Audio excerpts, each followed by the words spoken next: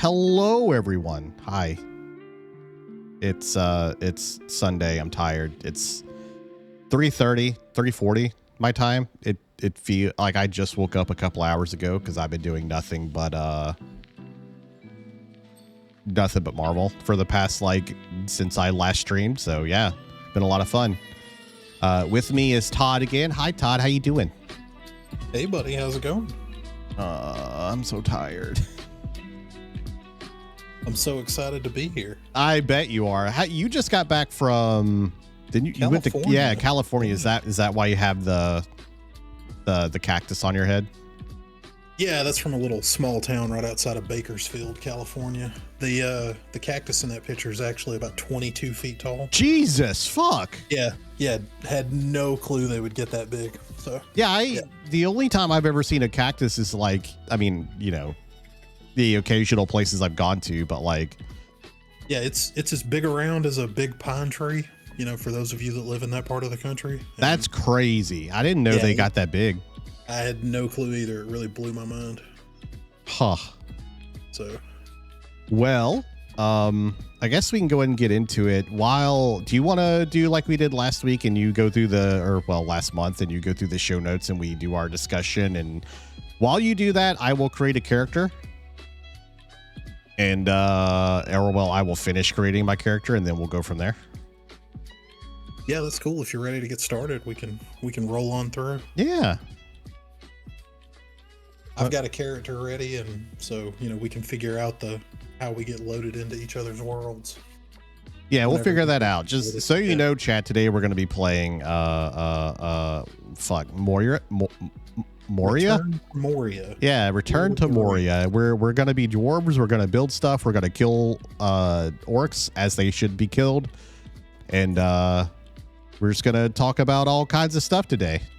Yeah, I hope you guys like misty mountains and little short guys with beards. I hear people love little short guys with beards. In fact, I have one that I've started up there. Let me go down here and should probably move you. Where do you want to go? We'll put you here-ish. Yeah, that good? Yeah, okay, that'll work. Hey, Halo, welcome in. Val but Dwarf. Yeah, it's Val but Dwarf. All right, Todd, you want to get us started? Sure, we've got 5 really big news topics we kind of want to run down this month, and then some other things that we'll kind of work into the show. So the first thing I wanted to start with this month was Xbox, and in our show notes I just kind of put Xbox, the next Sega, because all stories and rumors and innuendo are pointing towards Xbox going totally publisher, maybe still producing a physical box, but I doubt that's in their real plans, because just this year we know we're going to get Indiana Jones, The Outer Worlds 2, Doom the Dark Ages all coming on PS5, Forza Horizon 5, and the Age of Empires 2 Definitive Edition have already released. So what do you think about their strategy? Do you think they're just giving up on physical consoles, or? I think so. Here's the thing. They to my understanding, Spencer has he said that he's going to, they're not abandoning the console market. I feel like part of me thinks he's saying that just for investor sake, because why would you, if everyone already has a PlayStation and you can buy your Xbox? It's the same reason I don't have an Xbox now. Everything they release is on PC. Why would I own an Xbox, right? So exactly. And that's why I don't believe him. Yeah, I don't either. And I really feel like it's just a struggle. He's fighting to be like, oh, we're actually gonna do the thing, and it's gonna be business as usual, because he doesn't want to discourage potential customers, even though they're all already discouraged, and he probably doesn't want the last remaining Xbox fans to feel like they are just out, left out to dry. But it really is kind of kind of the final nail in the coffin for them. And I don't think they've lost per se. I don't think it was ever about that. I just think that they are shifting their strategies because they know that, Spencer will, I think he's quoted to say like that, games sell consoles. And we all agree with that, right? How many times have you bought a console to play a very specific game? Well, yeah, I mean, that's Nintendo's whole. Yeah, that's like Nintendo's whole thing, right? Yeah. Yeah. So like, that's what they do. When's the last time you saw a game come out that Microsoft was doing that you're like, I have to buy an Xbox? It's Halo, right? Wasn't it like Halo and Gears of War? Like that was it? Well, I mean, the reason that I have a Series X sitting on my shelf here is because of Starfield. Yeah. Ooh, how did you feel about that purchase? Well, yeah, I mean, obviously that didn't go so well. But I'm a longtime Bethesda supporter. So. Yeah. But I think Bethesda is really kind of the answer to the question of why are they doing this, though? Because when you look at it from a dollar and cents, just money, you don't pay $7.5 billion for Bethesda to sell half as many of their games as you could. I think you also just looking at general marketing trends, right? Mm-hmm. Very recently, for example, Rebirth hit Steam, right? Yeah. It went from being let me see, I have it. It was number 265 and it went up to number 16 just from releasing on PC. So all console exclusivity does is just alienate potential customers. Like you're not saving any money. It limits your reach. Yeah. Right? And you and I working in the industry know that like you don't make money selling consoles, you make money selling software. So why are you not putting that software in as many places as possible? So I definitely think they are smart for going the route of being like, let's put it all up there. But I think they reached that position because they weren't selling consoles anyway. And they were like, well, we may as well just make the money where we can. I wish they would have reached that conclusion naturally and been like, oh, we want to bring our stuff to as many people as possible. But it feels like it's more of a we failed kind of thing, Yeah, so do you think it goes back to the Xbox One generation, just that epic failure? The whole game sharing debacle, all that. It goes in waves, really right? Yeah. Yeah, like and I think we talked about it before, but like PS2 was great. It's fantastic, wonderful. Microsoft came along with the Xbox. They couldn't quite beat it. Sony does this thing where they get cocky. And the PS4 was naturally abysmal, right? Like it was fucking horrendous. And they tried to sell it for way too much. No one wanted it, blah, blah, blah. And that really is what saved Microsoft during that era. Like no one wanted a PS4 because everyone was getting the Xbox. It was cheaper and had more games, right? And I don't know what happened between now and then other than like Sony was like, guys, we gotta do better. And they like, or no, it was the PS3 that they did that shit on. My bad. But yeah, and then Sony picked up and was like, with the PS4, they're like, we got to do better, right? And it was that real custom architecture of the PS3, the cell processor. Yes. Made games just notoriously difficult to port. Yes.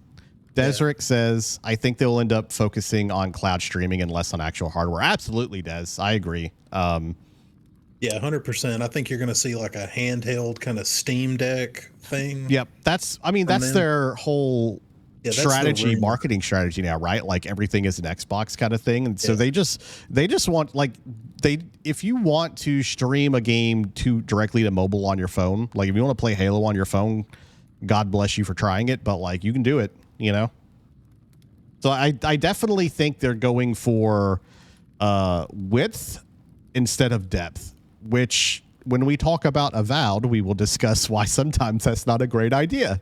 But so I don't think it's necessarily a bad direction for them to go into, right? Like I think it's the natural step for someone that is quite honestly third place. And I say that as someone who is not happy with Nintendo's like the way they're doing stuff either, but it's effective. So why fix it? You know? Yeah, I mean, I think we'd be having a totally different conversation if Xbox was still on top. But they've Absolutely. so thoroughly been trounced. And when you look at just the sheer amount of money they've spent on software, you know, just the Activision acquisition alone was like almost $69 billion. Oh yeah. You know, they have to put their software in a place where people can pay for it. You know, and that's just, and if releasing a game makes it dead on arrival, kind of like what happened with Starfield on Series X, you know, it doesn't benefit anyone. And you can only live on Game Pass subscriptions for so long, I think. You know, I think this is really indicative of that strategy too. No, I agree. Yeah, it's game, like everything. I think Game Pass is going to eventually see the same issue that Netflix hit, and basically every streaming service, where they're like, "Oh, we can only do so much," you know. We can only, like, eventually sales stop and people stop subscribing, or it gets, you know, people eventually watch everything, right? Or in Microsoft's case, people eventually play everything, and they're like, well, I keep Game Pass on, but like I'm not getting any value out of it, so they'll eventually quit it, you know? Yeah, and I mean, eventually you reach your saturation point with your potential customer base, right? There's Yeah. only so many people that are going to pay for Game Pass every month. And that's just not a market that's going to grow forever, you know, uncontrollably. And I think they figured that out. No, I agree. 100%. Okay. I think I finally got the game started. Okay. Let me give you an invite code. Once it gets me up here, I will DM it to you real fast.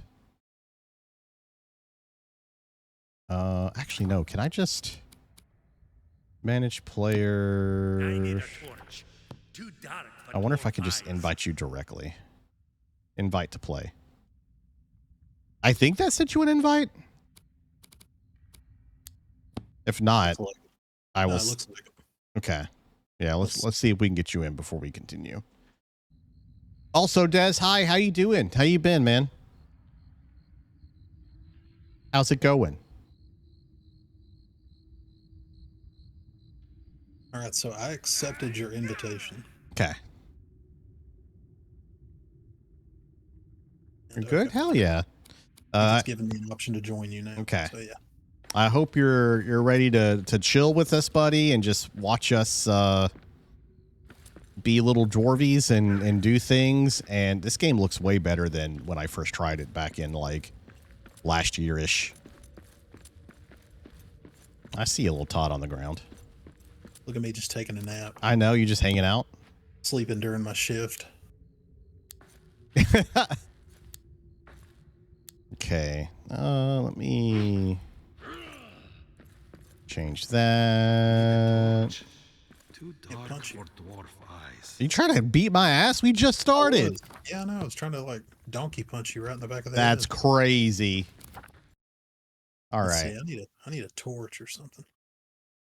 No, can't do it. Gotta have some wood, man. Desrick says this morning started playing what I thought to be a nice cozy farm game until half the village died of smallpox. Jesus. What did you do? What were you playing? So what in the world were you playing? That's crazy, bro. It's God, what was the Oregon Trail? You were playing like Oregon Trail, the village game. Is it like after you've died of dysentery? Yeah. Is this what you're looking for? Well, I was trying to get some wood. There's wood laying on the ground right here, bro. Well, here I was Echoes of thinking Plum Grove. Work, oh yeah, I've heard of Echoes of Plum Grove. Yeah, it's very much Oregon Trail. Yeah. All right. So what were we talking about, Todd? Where are we going next? Okay. All right. So the next topic on the rundown is the Nintendo Direct that's scheduled for April 2nd. I got a couple of questions I just want to hit fire you with. Yep. So the first thing, what does Nintendo need to show you to make the Switch 2 a day one buy? which I Uh, know is almost an impossible task for you, but no, you know it's not, but it's something they're never gonna do. I need to see an old school Zelda game where like you actually go through dungeons and shit, like real dungeons, like real not dungeons. I okay, want Ocarina not of Breath of the Time. I Wild. want fucking Link to the Past. I want that. I'm glad you can fucking make that jump. Oh, I Those can't towards too. the Okay. hops. Yeah, No, I like got I need to see. So here's the thing. Like I know they've been showing a hint of like the Mario Kart and stuff. yeah. And my entirely unpopular opinion that I know I'm going to get flamed for is Sonic Racing is better than Mario Kart. Sonic Racing is pretty good. Speaking of old school Xbox 360 games. Yeah, like they did the one of the newer ones, and they also just announced a new Sonic Racing game coming out that I'm super fucking excited for. But like Sonic Racing has speed. You're going really fucking fast. It doesn't have catch up AI. It it's fair. Like when I first played Sonic Racing and I saw uh like people in the racing thing, like in the race, like actually hitting each other, like AI, and they weren't all just focusing on me entirely. I was like, holy shit, this is fantastic. I actually feel like I'm racing, you know, in a race, and I'm not trying to. It's not 1v8 or 1v7. It's every, you know, Not, it's 8v8. yeah, it's not 1v the blue shell. Yeah, it sucks. It's Yeah. fucking miserable. I hate Mario Kart. That's the thing I don't like about a lot of Mario or Nintendo's party games. Like the big party games, it's all chance and randomness isn't fun. I'll die on that hill. Well, I mean, I hate to say this, but it's because they're designed for little kids. I know. You know, they're not designed to be competitive, high rank, celestial Marvel rivals kind of, content. No, I know. I You know, just yeah, and that's part of why like I am at least for now skipping the Switch 2 until they show me like something. Oh shit, we're honoring dwarfs? Hell yeah.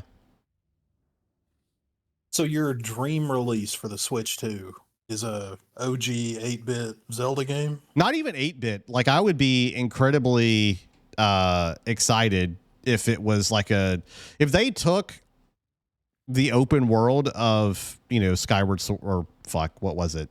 What was the big one on the Switch? That's how Tears much of the Kingdom? yeah, if they took the open world of Tears of the Kingdom, look, that's how little I fucking care about it, dude. Like, All right, so let me sell you this. Okay? okay. Picture a mashup of Zelda and Stardew Valley where you are rebuilding Ooh. Hyrule and you have a community that you're putting together and you're building, and Oh. you go through dungeons, and it's this giant 2D world that you have to map out on your own with secrets. And because the Stardew does all that stuff great, but the combat's terrible. If you took a traditional Zelda combat with upgrades and dungeons where you have to go find other upgrades, Bro, this you're is the thing cooking. this Yeah, is the thing like I need to buy a Switch to. yeah, no, you're right. Like a Zelda Stardew would be fantastic. They'll never do it. Sylvie I just don't. says, damn, Val's opinions are based, but they're for little ones. I know, Sylvie. I'm sorry.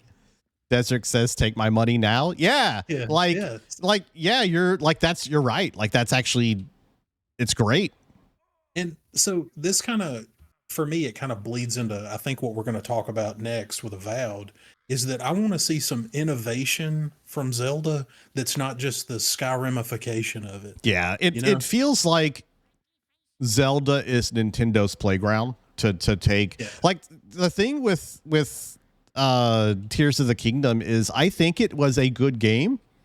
It was a bad Zelda game. Yeah, it's a lot of fun.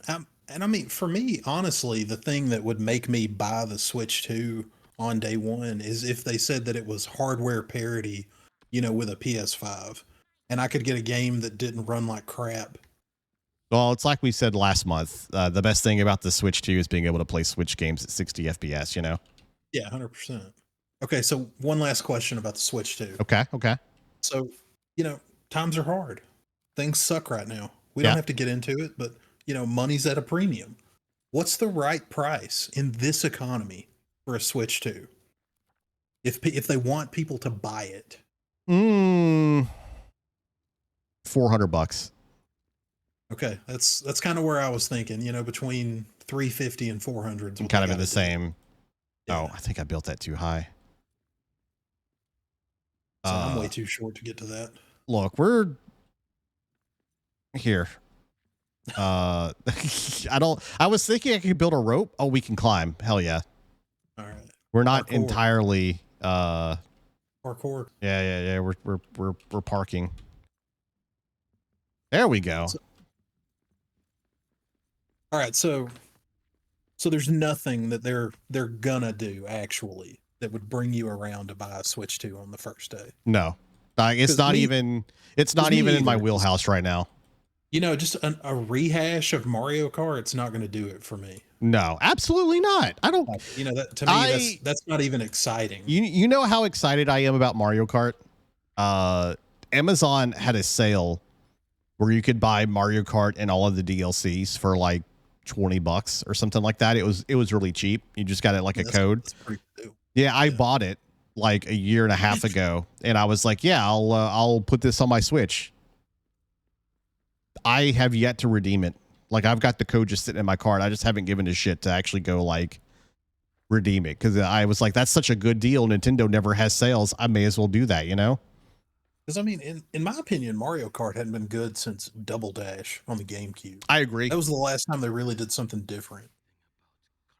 Sylvie says increasing the FPS would be great. Taking the Switch while traveling and playing Fortnite sucks so bad. I believe that. I can't imagine Fortnite running at any capacity. Look, Fortnite runs like shit even on my PC right now. Like it's a horrid. Like everyone knows that Unreal 5 just runs like dookie. It's not good.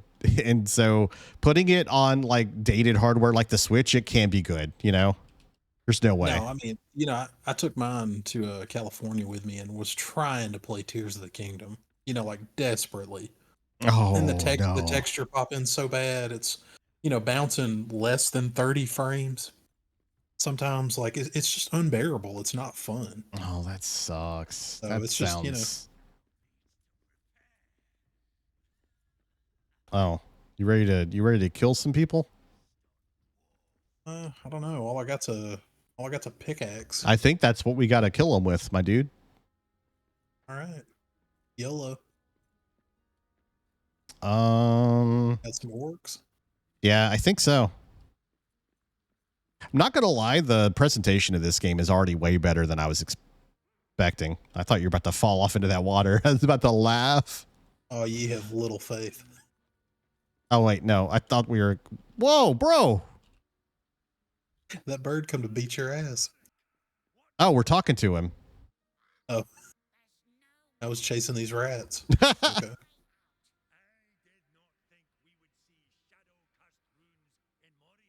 Okay.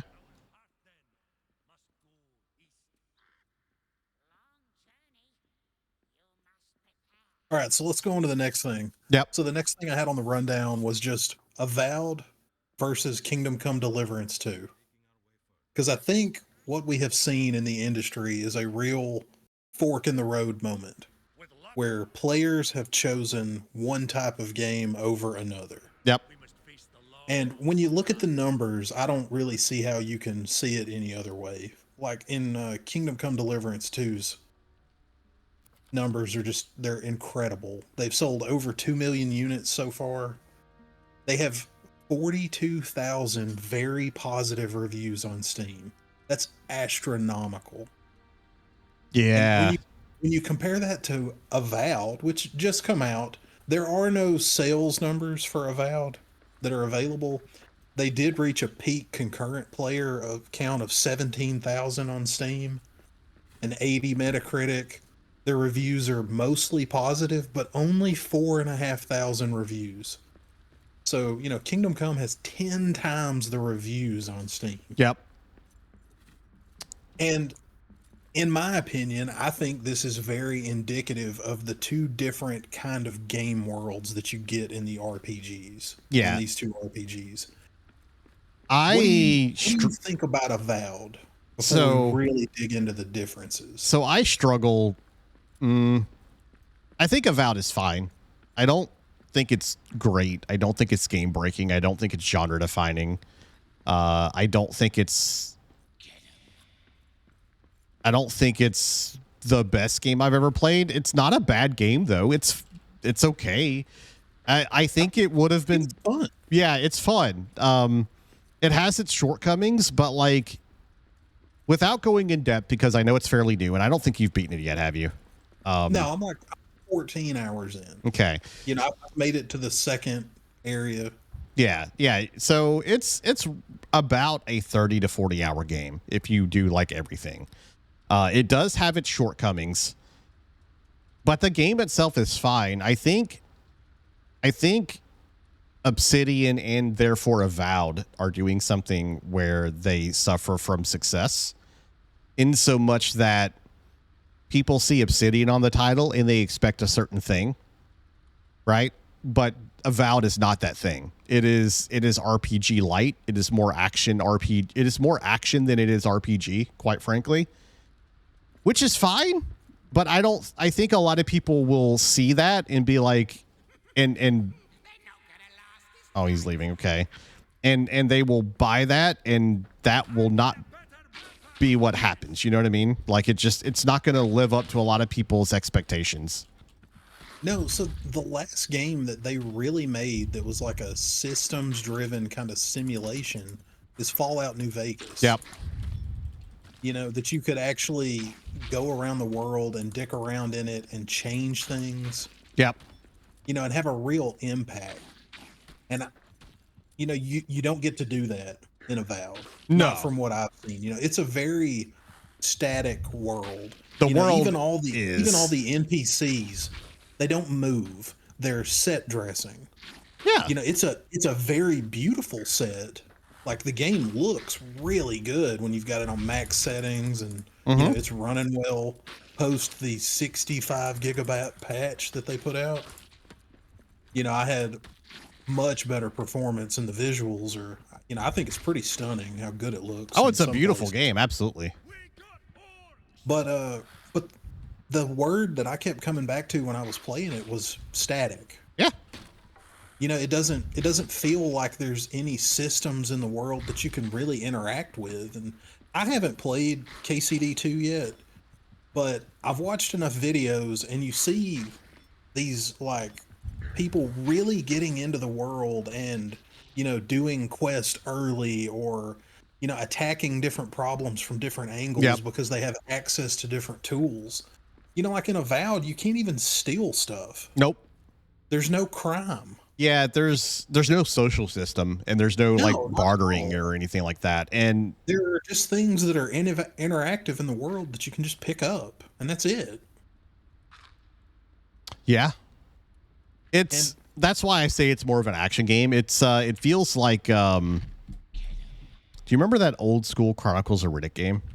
Yeah, yeah. It feels a lot like that, in that like the NPCs and everything in the game are there to serve. You know, I described it to a friend like this. It is a sandbox game, but it feels like someone built the sandbox and built the world in the sandbox and Yeah, left it somebody there for already you to sit down and play with. Yeah, somebody already built all the sandcastles. Yes. Yeah, 100%. And you're not going to get anything else out of that. Like that's it, you know. I think I think that's fine, right? Like, but if you're going into that kind of game and you see Obsidian and you're like, oh, I need this to be, you know, I want this to be a big open world kind of thing. I want this to be like Deadfire. I want this to be like Pillars of Eternity, whatever. It's not that kind of game, unfortunately. No, it's not. It's got a lot of really good lore bits. Yep. And stuff if you like the PoE universe. Yep. You know, it's fun in that regard, and I think the combat's pretty cool up until this point. You know, I'm playing a mage, and you know, I don't know how stale it's going to get, you know, after 20 more hours, but right now I'm enjoying it. I've heard the mage gameplay is incredibly fun. I only played so my first playthrough I did was a dual wielding Like I used a sword in one hand and a dagger in the other, and then I used a sword in one hand and a gun in the other. And I love the combat. Honestly, the combat and the exploration is the best thing about it. Like it's fantastic. Yeah, it's really awesome. I will say going through it a second time, it's way less interesting because it's, again, like you said, static once you've done it all once. Outside of figuring out like the different decisions and things you can make and seeing if they actually make an impact or whatever, there's nothing really interesting. Yeah, I could see that. There's this trick in like Grand Theft Auto and even like Spider-Man PS4 where they make the NPCs, even the ones that you can't talk to, move around. Yeah. And it gives this appearance of a living world. And I think Avowed could really, go for something like that. Skyrim and Oblivion are like that. The NPCs have routines that they follow. Yep. And it just makes everything so much more immersive. I've seen an example of some of the NPCs walking around, and it looked like they were like stuttering around. So there is a potential possibility that they did that because they just couldn't get the NPCs to walk without lagging and stuff.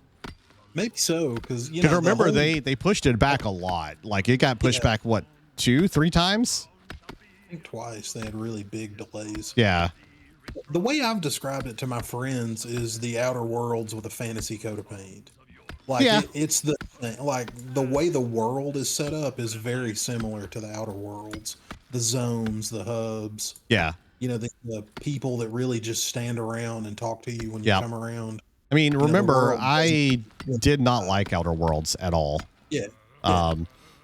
If I had to pick between the two, I would pick Avowed every day of the week. Yeah, me too. But I also, think Avowed's a lot more fun. It is. It's way more entertaining, I think. The combat, to me, like I said, is one of the best parts. It feels like what you get when you put. Did you ever play Vermintide or Darktide? Yeah.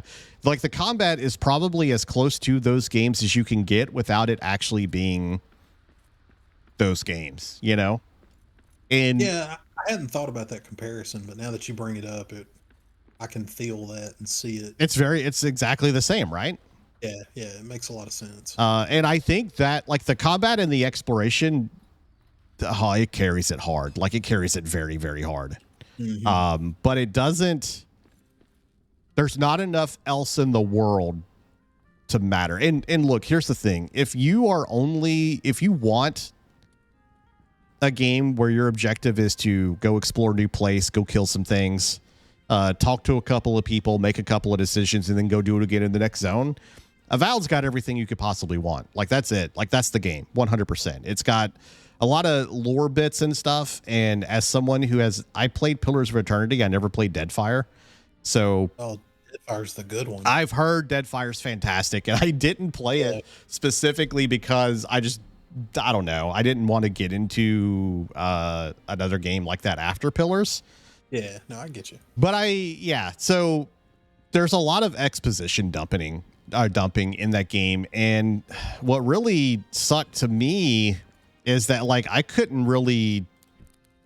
It got really annoying. Every time I would talk to somebody, they would spit out like 30 names, and I'd have to go research like what are you actually talking about, kind of thing, Yeah, I can't imagine playing this if you didn't know anything about Pillars of Eternity. And that's another thing I've heard someone talk about is they don't like it because NPCs don't feel like characters. They feel like lore dumps. Yeah, they feel like trading posts where you walk up to a board, aka the NPC, and the NPC's like, "Hey, bro, let me tell you about all these things that you don't know about and help you get up to speed on like the super deep lore and stuff." Have you noticed that a lot of the merchants don't even have names? They're just merchant. Yeah. That I don't know why, but that just annoyed the piss out of me. I can see that. Like you don't have time to give these people names and at least make it feel, like something. So let's kind of shift. And where does this rank in the Obsidian tier for you? For me, like S tier Obsidian is Fallout New Vegas. Okay. I love it. And bottom, is probably something like, I think Dungeon Siege 3 is probably their worst game. It's like an old 360 Yeah, action yeah, I that remember. I sucks. remember Dungeon Siege. I played it. It was not and great. Yeah. and I think Avowed is like right in the middle. I would say it's like B tier of Obsidian's games, but like where would you put it?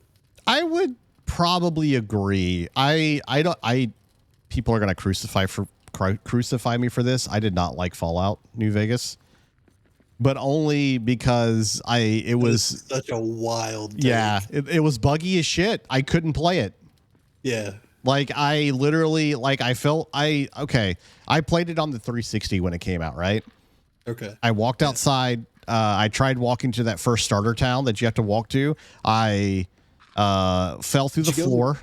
Did you go the wrong way and get murdered by death claws? No, I never even know that. No. Okay. So I rented the game, FYI, like from a local place. Wow. Okay. I fell through the floor on my way there.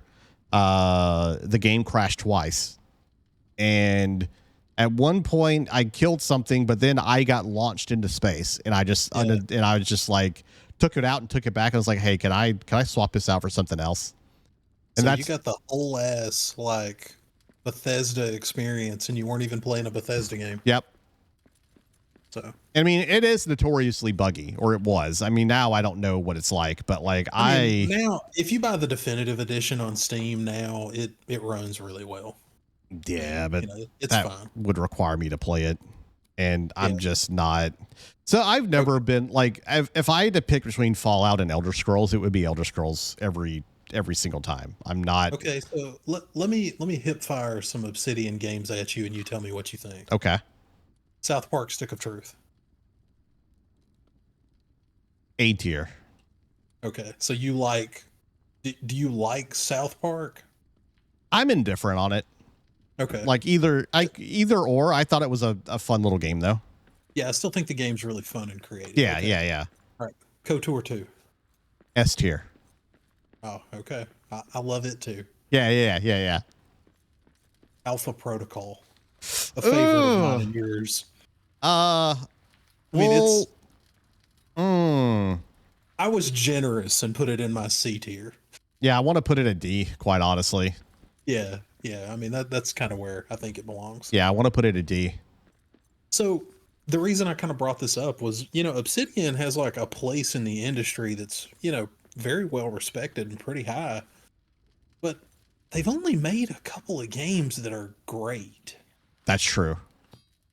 Like they've made a bunch of mid-tier stuff, a couple of bombs, and a couple of home runs.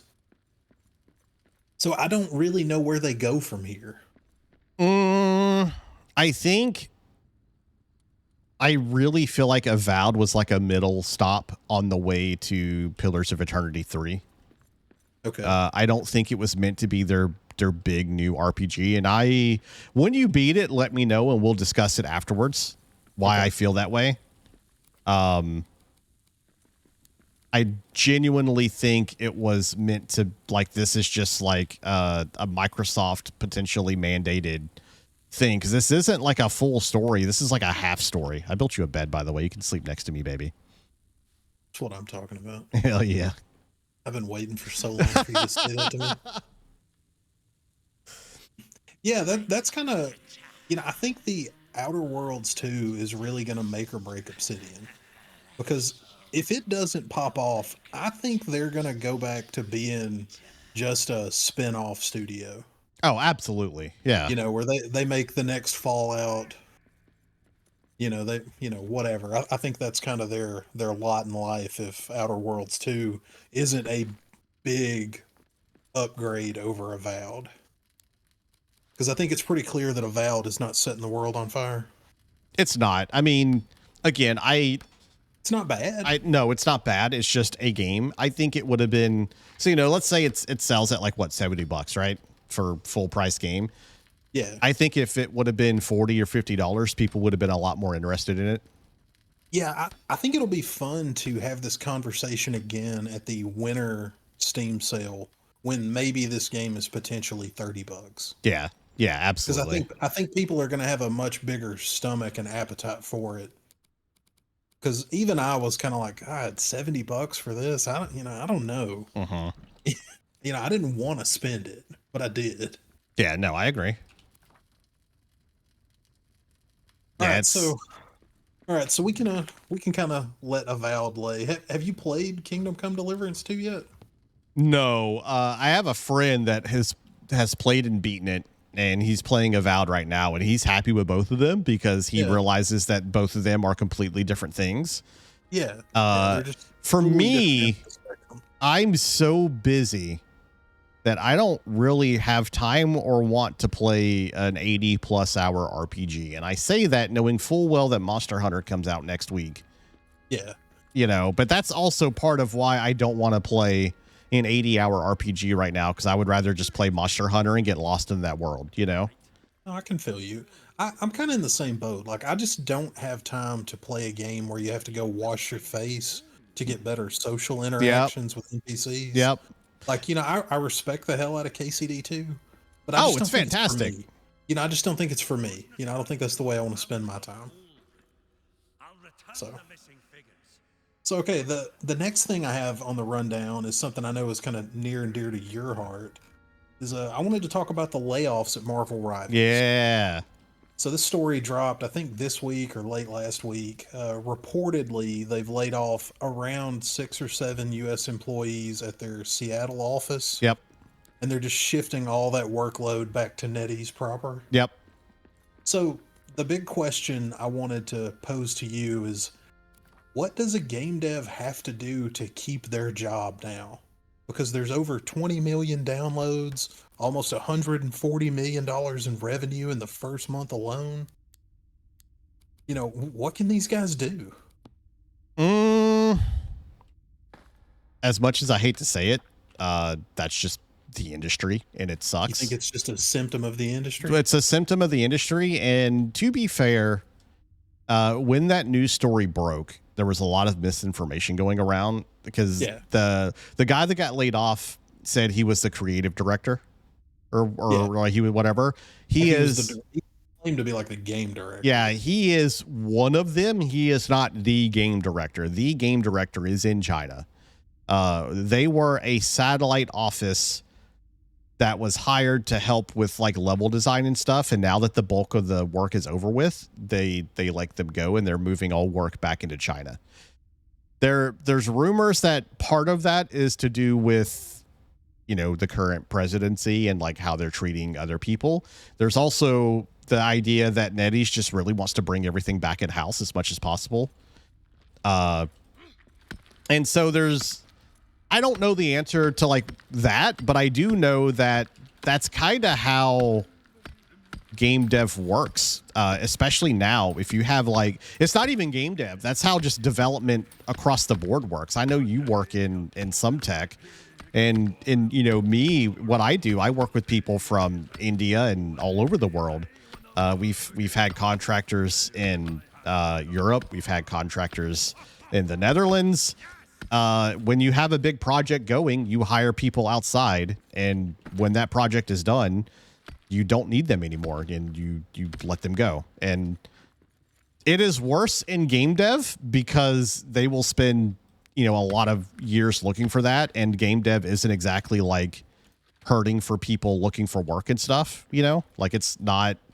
No, it's a very desired job. Yeah, and so it's nothing new. It's sad. It's shitty, and it sounds shitty because it is, a game that is doing really well right now and is selling gangbusters. I say selling. It's a lot of downloads, and they're making bank off of that fantastic in-game shop, right? Like, it's really crappy to see. But at the same time, it's also business as usual when it comes to like a pure development standpoint. And I'm not like advocating for them. I still think it's a bad thing that they did, right? Like it sucks. Like, you mean to tell me you're making however many millions of dollars and you can't keep 6 people on staff, right? But because a lot of the staff was also allocated towards like U.S. support, right? Yep. So. Yep. And that's with part of, because I'm playing it religiously these days. That's also part of the just the way that the game is ran. Like it only after this latest update finally caught up with the things that they had planned for launch. So like this, notoriously, this season that they're coming out with is double it is double the amount of things that you will get every season. So you're getting basically 2 seasons in one, because a lot of this stuff is things that were supposed to be in on launch but got delayed and they couldn't get out on launch. Yeah. So, and when you think about that with the full picture, it makes sense. Or, well, I guess it doesn't make sense, but there's a little more information there as to why, suddenly, they needed these people for this season, but now once the bulk of that work is done, they don't need them anymore, kind of stuff, right? Which sucks still. It's not great. There's nothing good about it, right? So you just kind of chalk it up to normal software development flow? I do, yeah. I do think it sucks. Don't get me wrong. I think it's awful. Well, yeah. But, like, what else, there's not really much else you can do about that. You don't think it's indicative of any problems with the development cycle or I think any it's lack of support going forward for the game? Not if it were a lot of other people. When I first heard the news and I saw game director and stuff, I was like, oh no, that's not good. But then when I looked into it more and I saw like exactly what it was, I was like, oh, that's being a dev myself. I'm like, oh, that's just development. That's just, whatever. And it doesn't suck. Yes, these people should not have lost their jobs at all. I mean, I've been there when a company is doing really well and they just lay people off because they want to make that much more profit. It's awful. Yeah, for 0.5% more profit. But it's also why I am not in game development. Like my dream job is to be a game developer. I would love it. It would be fantastic, wonderful, amazing. I would love to work in gaming, but the job market is so volatile, and I wish anyone that goes into it the greatest of luck, but this is going to be your life. Like what happened to them? Like you will never know if you're going to wake up and be able to work. Yeah. I mean, unless you own your own studio, you're just basically at the whims. Even then, like, the Baldur's Gate people, notoriously, when they were shipping Divinity, the guy had to go out and get a loan so he could pay his people. And like before, like Divinity like hit the store, he was very certain that like if this gonna go broke. Yeah. And that's not a story that is a one-off. You hear that all across the board with game studios. It's always we're doing the very best we can here and it's down to the wire, So if that sounds fun to you, by all means, go into game dev. Like that's it's tough. If you want no job security and you want to have to move all over the country, every 4 or 5 years. Yeah, I mean, you read that book from Jason Schreier, right? Like he talks about it all the time too. Yeah. So the book is called Blood, Sweat, and Pixels. If you want to hear game dev stories, if you're interested in like what a lot of game devs have gone through, I highly recommend it. It's the definitive book on game development as far as I'm concerned. No, I agree. There was one story in it that hit me really hard where the guy talks about how, I forget what studio he was in, but the studio like shut down essentially, and it was like the second or third studio he'd been to, and he had to move across the country for that studio, and his kids had been in and out of school, and go into like a bunch of different places and all this other kind of stuff, right? And he was thinking about getting out of the industry, and he got the option to go to one more job, and they were like, hey, don't worry, it's not going to happen. We're well taken care of. Everyone loves us. We make really good games, blah, blah, blah. And the guy was like, you know what? Let's take the chance. So he moved literally across the country to get this job. And that studio was LucasArts, and it shut down the next month. I remember that story. It's so terrible. It's awful. It's so bad. And that's the thing, like a lot of people are treating like this whole job thing like it's a new issue. It's not. It's been throughout the whole history. Yeah. For sure. So yeah, I'm not remotely defending them. But you don't think it's indicative of a larger issue? No. Okay. All right, well, Val, let's go to the next topic on the rundown. Let's talk about our favorite subject. Oh no. GameStop. Oh GameStop. Yeah. And hey, this one's even got a little DEI in it. So it's a fantastic mixture of two things that a lot of people hate.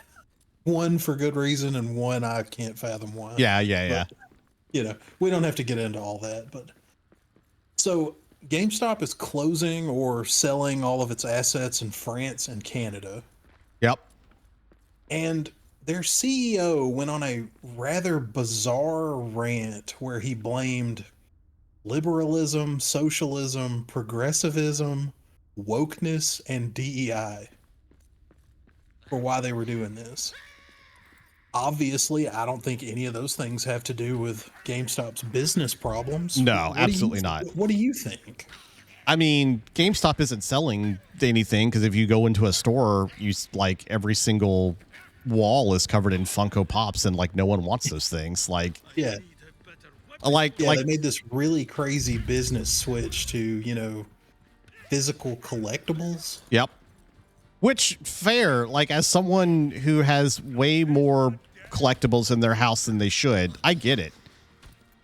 But like, do you remember? So we worked in game stores, right?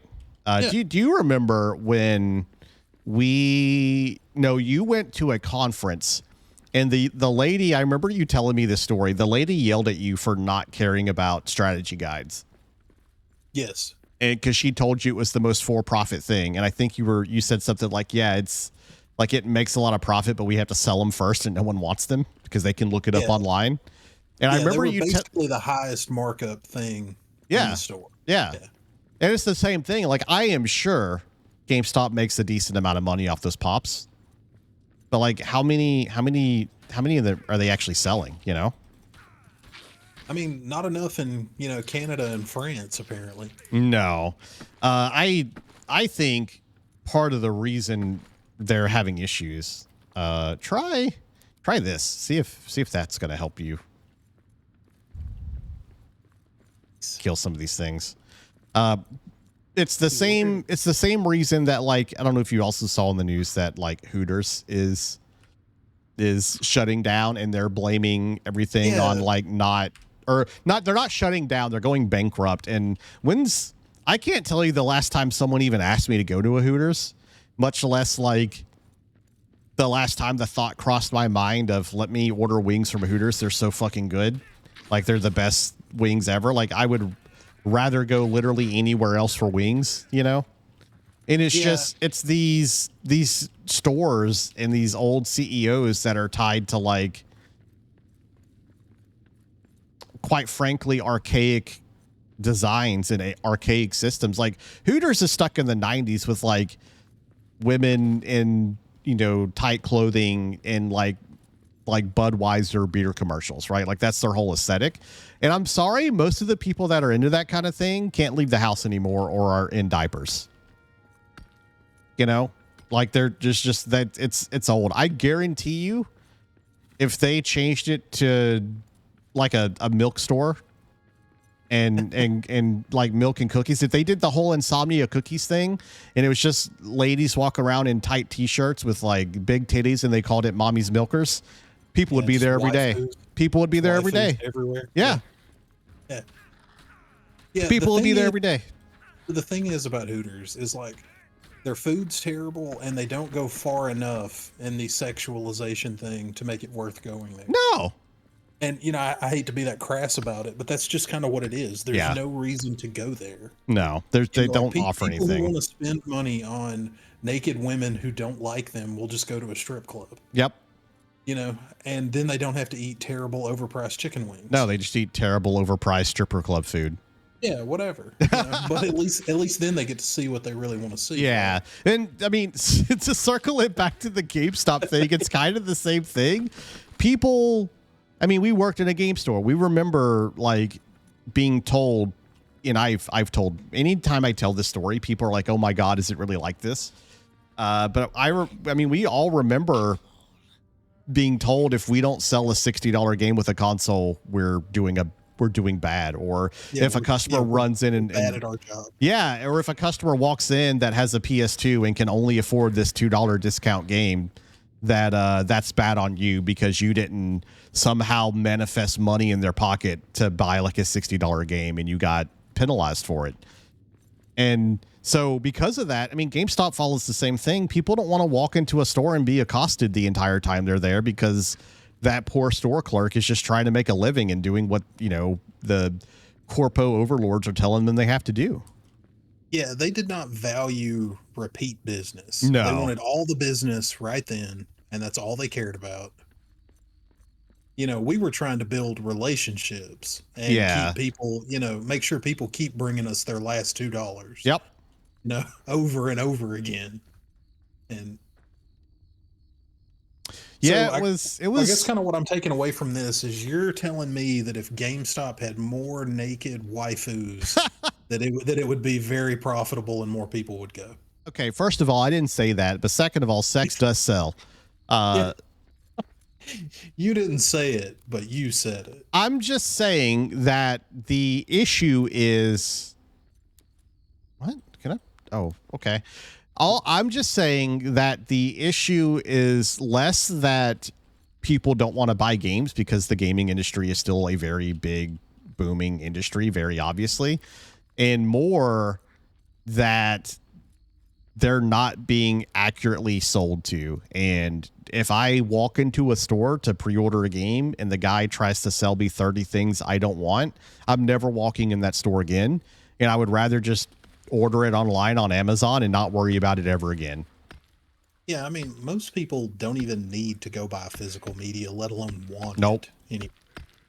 Like, I am very happy to support local businesses, like the new Final Fantasy Magic sets coming out. I haven't played Magic since, like, college. I can't tell you the last time I played a game, but I guarantee you I'm going to buy those sets and I'm going to go to a local store and I'm going to do it because I would rather support a local store and give them business, you know? Could I order that on Amazon? Yeah. Yeah. You know, I do the same thing when I buy D&D stuff. Yeah. You know, but I also know that, like, if I walk into that game store, that guy's not going to, like, yell at me for 30 minutes and try to get me to pre-order the next Magic set or something, you know? I mean, if he does, I'm not going back because I only want the Final Fantasy stuff, but I'm just saying, you know, like... Yeah, right now, any physical store should just be like doing flips when anybody comes in and buys something. Yeah, because it is an effort to walk out somewhere and buy something from someone. Yeah, 100%. And just, you know, the world sucks and nobody wants to go outside. No, it's not great out there. I need to eat. Yeah. Let's go back to base, I guess. All right, cool. All right, so we can kind of shift topics because I think we've kind of beat GameStop into the ground. It's not great for them, honestly. It's tough.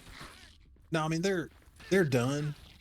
And, you know, frankly, the only reason they're still in business is because of that ludicrous stock stuff that happened during COVID. You think that gave them a little bit more of a lifeline? Well, 100%, because, I mean, it raised the value of the company almost 80%. Oh, did it really?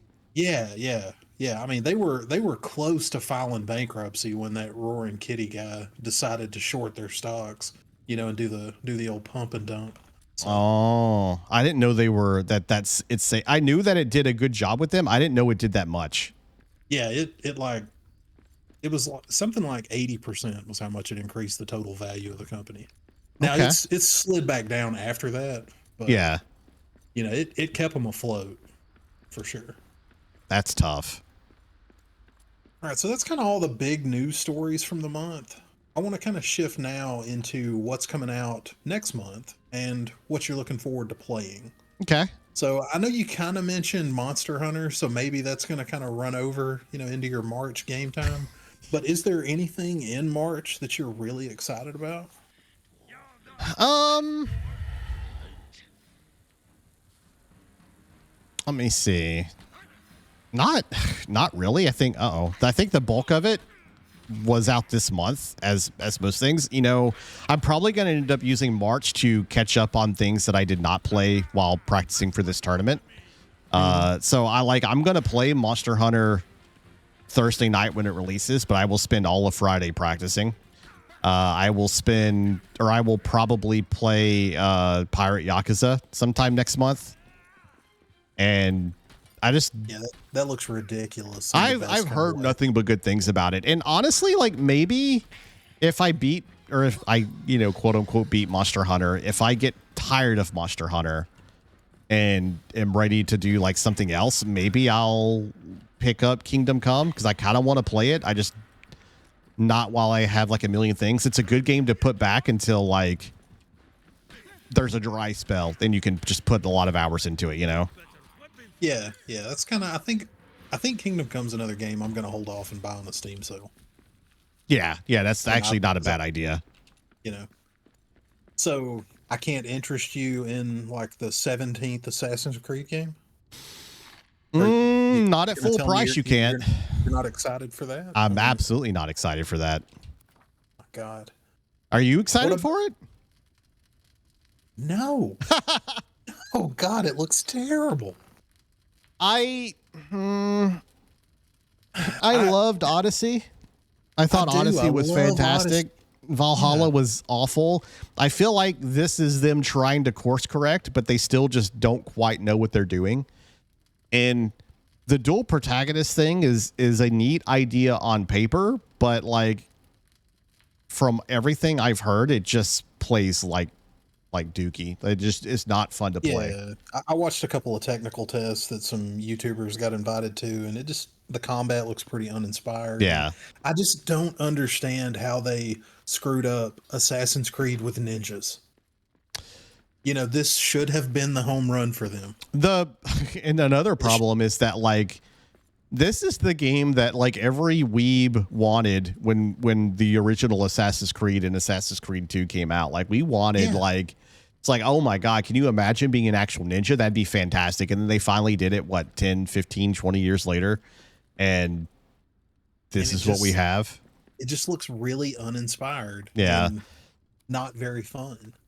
I really hope that it comes out and they prove me wrong and they do something just amazing with it, you know?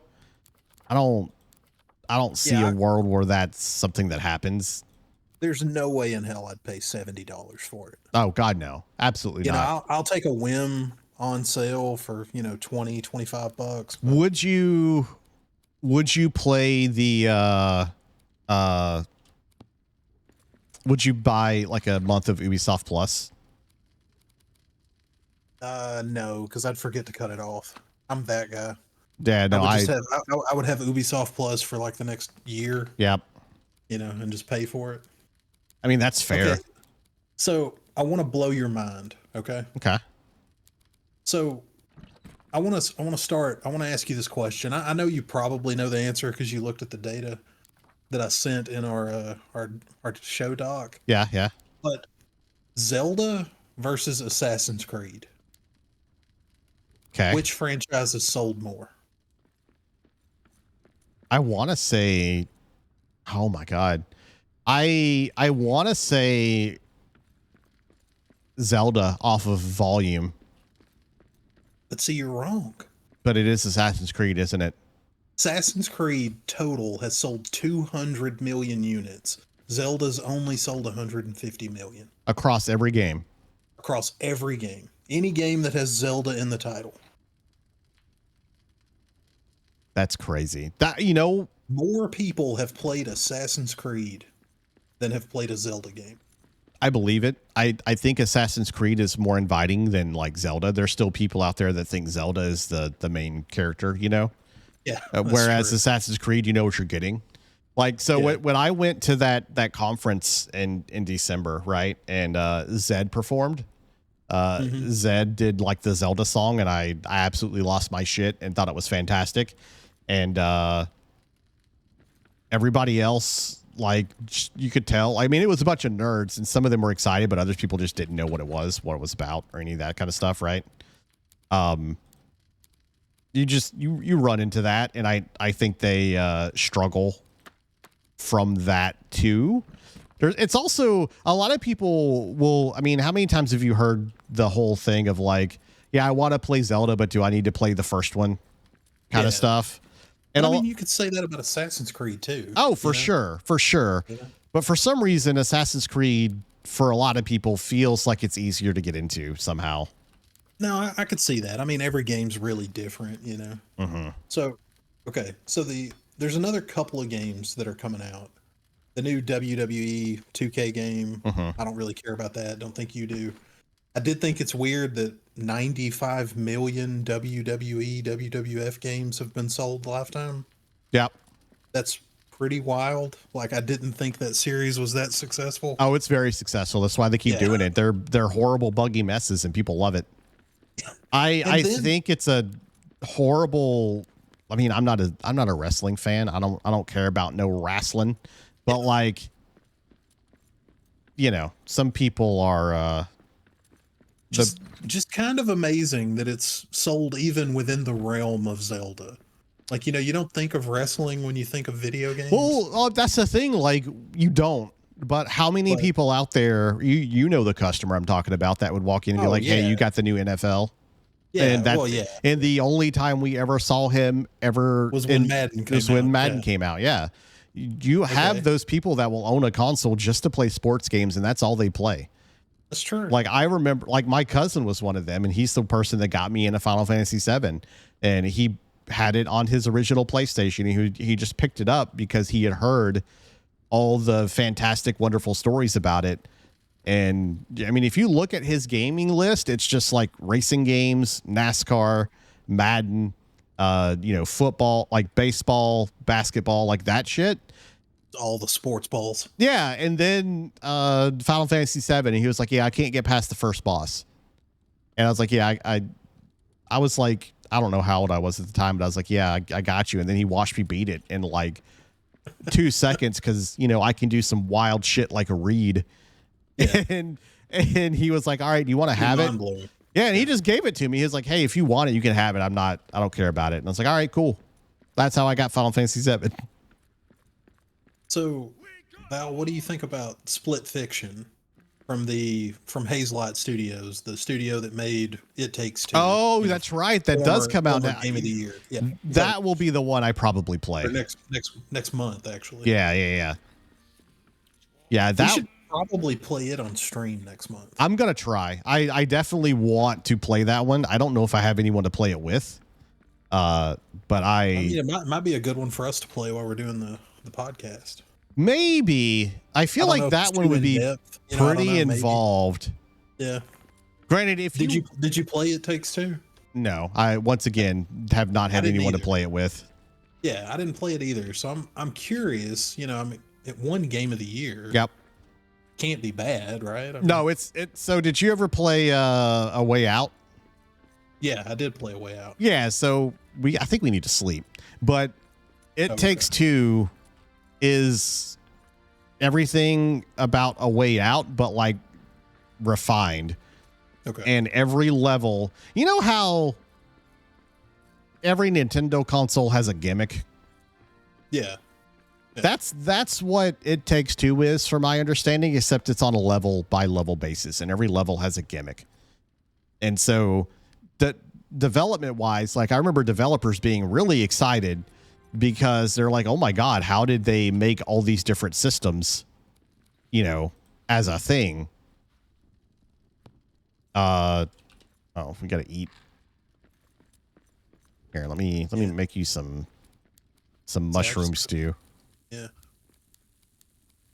But yeah, so that's basically its whole dynamic. Like, every level is like a new thing. It's you know, and I think It Takes Two or the next game, Split whatever, is going to end up being the same thing, right?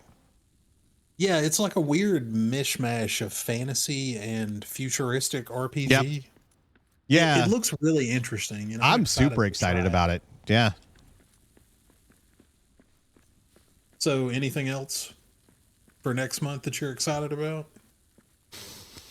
You know what? Let me pull up like a full on list just to see, because I'm gonna be honest, like without like Does the Suikoden remaster speak to you? no, I've never been into Suikoden.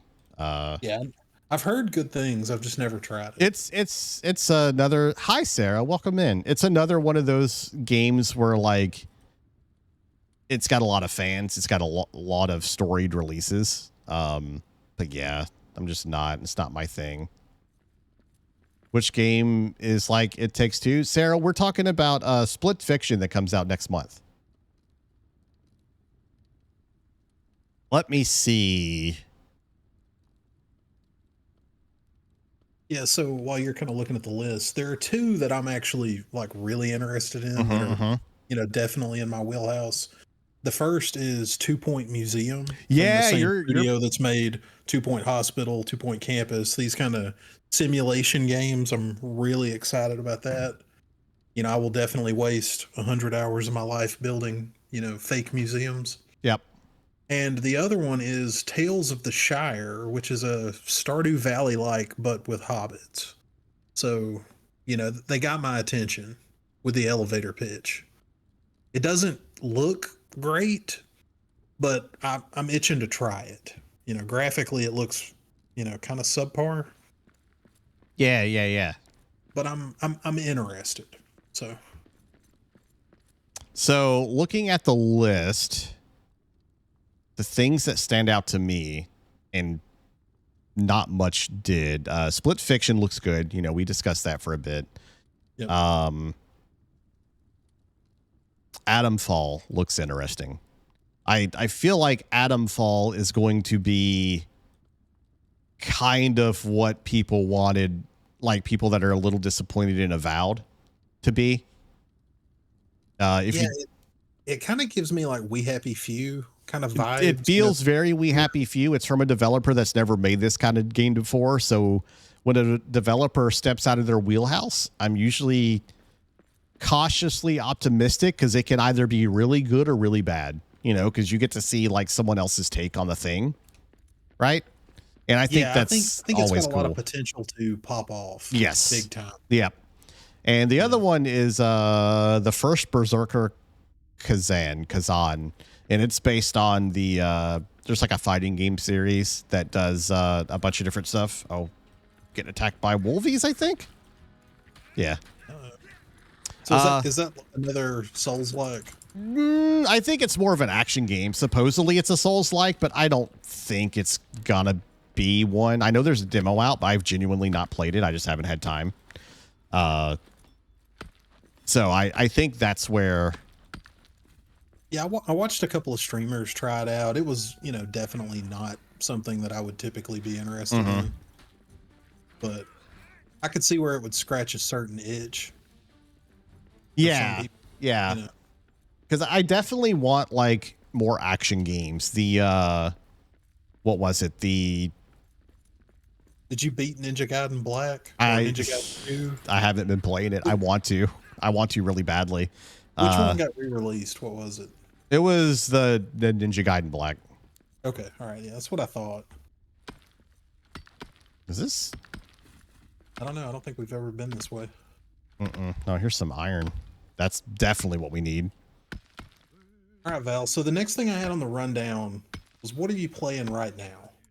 Marvel. So for me, it's Avowed. Yeah. Is what I'm neck deep in. What are you playing? Just Marvel. That's like Marvel Rivals. Yeah, just Marvel Rivals. That's all I've been doing nonstop, 100%. I would love. I mean, I did play through Avowed, right? Like when it came out, I beat it. I got pretty far in it. I got to I beat it, and then I started a second playthrough as a caster because my first playthrough was like the dual sword guy, which I didn't mention before, but I was very disappointed to find that I cannot parry with both of my weapons.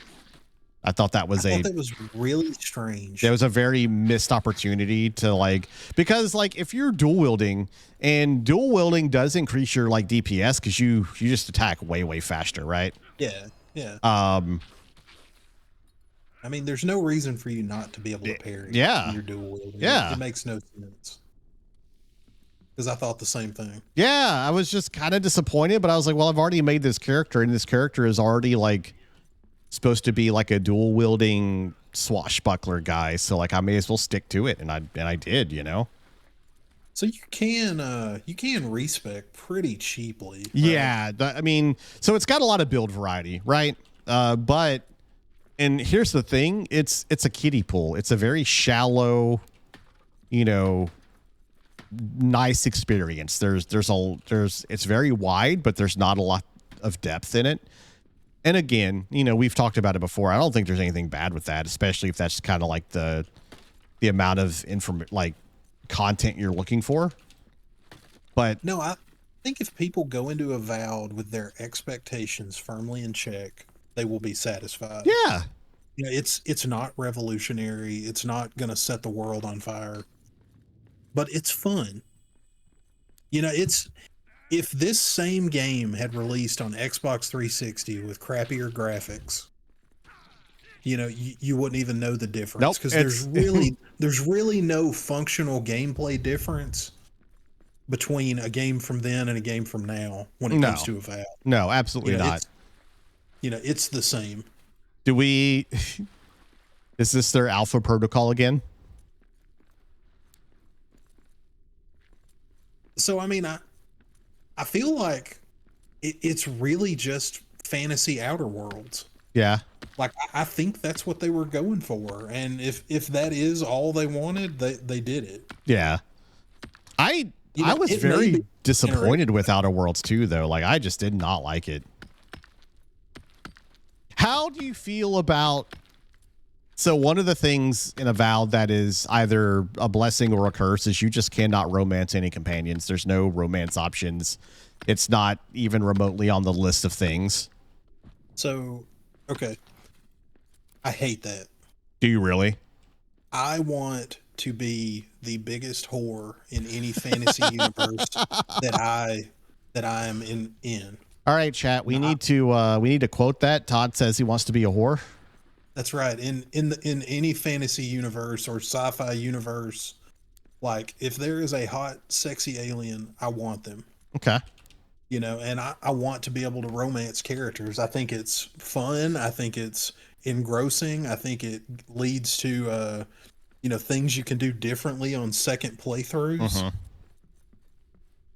You know, I think it adds to my personal immersion and makes the world feel more lived in, and I think it gives your companions more stakes.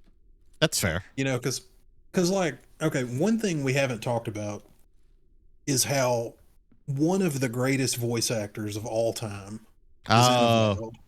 You know, Garrus, yeah, my bird brother from another mother, the best gaming bro of all time, Garrus Vakarian. You know, the same voice actor is in Avowed. Yeah. So I am inclined to love and care about this person. Yep. But it's, you know, it's unfortunate that the dialogue's, you know, kind of boring. I will say his character is the best character in the game. Yeah, I would agree with that up until this point. You know, I like him the most. I wonder how much of that is putting on a warm jacket or like, you know, an old glove.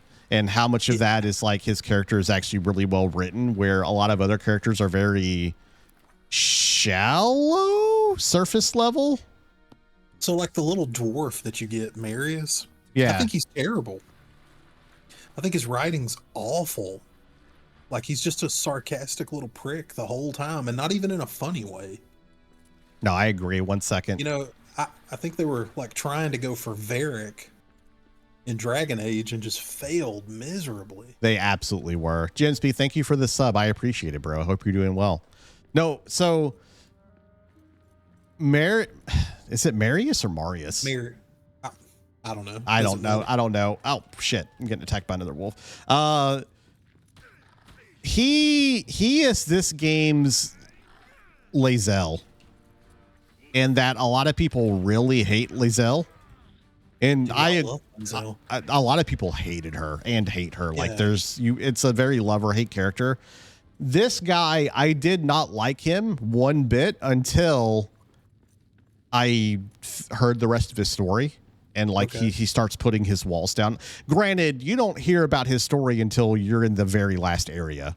Like it takes a while, and he is an absolute asshole the entire time. Yeah, So I need to give him some time. yeah, and I'm not saying he's great. The other character that I think is really good is the girl you meet in the second zone. I'm not going to go too much into detail because I don't think you. I I've don't know met her. She's pretty horny. the Animaster. No, Yeah. that's a different girl. You're talking about Oh, the okay. you're talking I'm about talking the about furry. cat girl. Yeah, the cat girl. Yeah, you're talking about the furry. Yeah, she's yeah, she's very horny. Yeah, it's kind of off-putting. It's very weird because they have that character, but they don't let you do anything about it. Yeah, like if you're gonna put that character in there, Yeah. you know, you need to And I've let somebody talked have before fun with it. at length about how much I absolutely love Starfield for like me trying to date the leader of the lodge, and she just tells me she's not ready for a relationship fair. yet and all that kind of stuff. And I thought that was really cool because like most of the time it's just most relationships in these kind of games are just emotional manipulation simulator. Like, what do I need to say specifically to you to get you to want to bang me kind of stuff. And they don't. Well, yeah, there's a famous speed run from Baldur's Gate 3, like how fastly you can bed Lae'zel. Yeah, and so And when the game first come out, you can do it in like 2 minutes. I tend to lead on the side of like I would rather not have relationships in the game if they're not going to bother to do them well. Okay. Because otherwise, like can see that. like if I wanted to bang a person or something, like if I wanted that, I would just download a relationship thing, like one of those dating sims, and get the exact same thing out of it, right? Thank you, Prince. I want the option to be there. I No, feel I like agree. I'm losing out if I can't. Yeah, Because to me, I'm trying to role play this character, and it just doesn't feel natural. That's kind of the thing. I don't. That's why I say this game is an action game. It's not a role playing game. It is.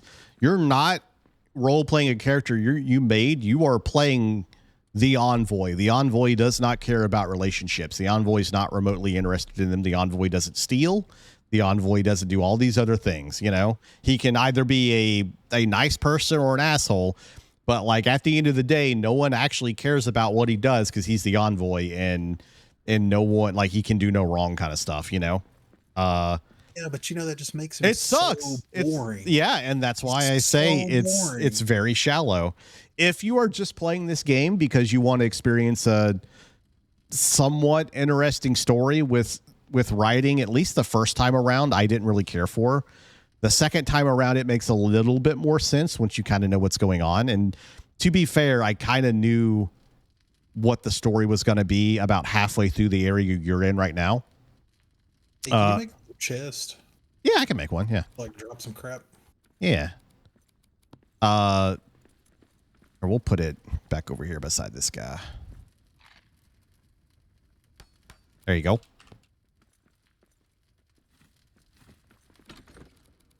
In a normal world, I would make very specific chests for very specific things, but this will have to do for now. We're just messing around.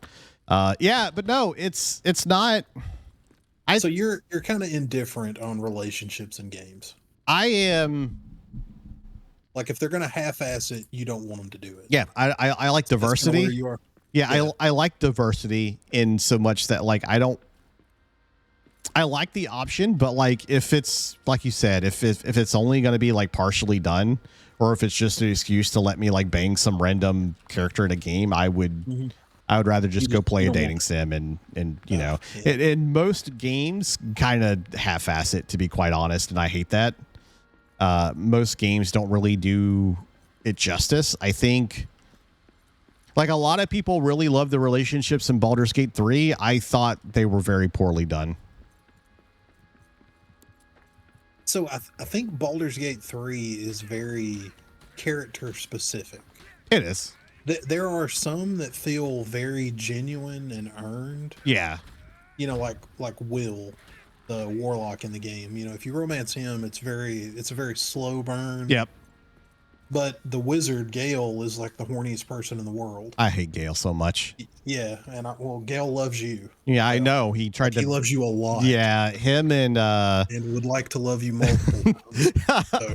Him and Hausen would not stop trying to fuck me, and I never talked to either of them. It was miserable. Yeah, so you played it before they went back in and patched a lot of that stuff. It's not as bad now. Yeah, you know? well, you know, you don't get the option to sleep with a bear nearly as fast. Have you been oh. Did I? Oh, there's a bunch of scout packs on the ground that I made that apparently we didn't need. But anyway, yeah, no, I just think it's very poorly done. I do agree. Like, I mean, I enjoyed the relationship with like Shadowheart, for example, and helping her like discover herself and all that kind of stuff. And I thought that was and I thought that was fairly well done. But I did not care for like how incredibly horny a lot of them were. Hey, Melody, welcome in. I hope you're doing well. So what's the GOAT relationship game for you? Because for me, it's Witcher 3. Yeah, I think like you have the two really awesome options. Yep. That both tell a very interesting story and allow you to mold the main character in a specific direction based on what you want. I think and then you can also be like, you know, really horny Witcher guy too, and you know, bang a lot of other people. I think I'm kind of biased because I will always love The Witcher, and I am always a Yennefer and Geralt boy. Yeah. And I love my goth girlfriends, and I think it's pretty good. As you should. I still like, if again, Starfield messed up a lot of stuff, but like I still cannot get over going through the whole thing of like, did you romance Sarah? Yeah. Yeah, so the whole thing of like, did she also tell you she wasn't ready for a relationship? Yeah.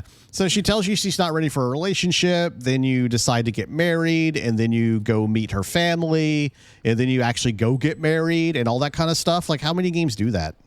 Yeah, it feels like a real relationship. Yeah. I was sitting there like, what? Like, is this... Like, this is super thoughtful. You know, you just wouldn't have expected that. Especially out of Starfield. Like, out of all the things that they did wrong, I genuinely think that was something they did right. Like, I love Witcher, but to be fair,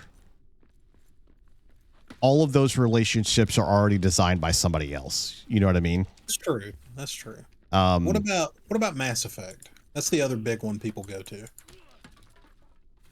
I love Liara. I love, what was the girl in the mask name? Tali? Was that her name?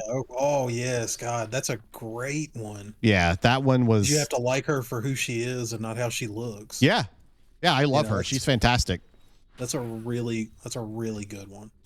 She was... I think Mass Effect does it pretty well. Yeah, she was my GOAT, quite honestly. Yeah. I don't think...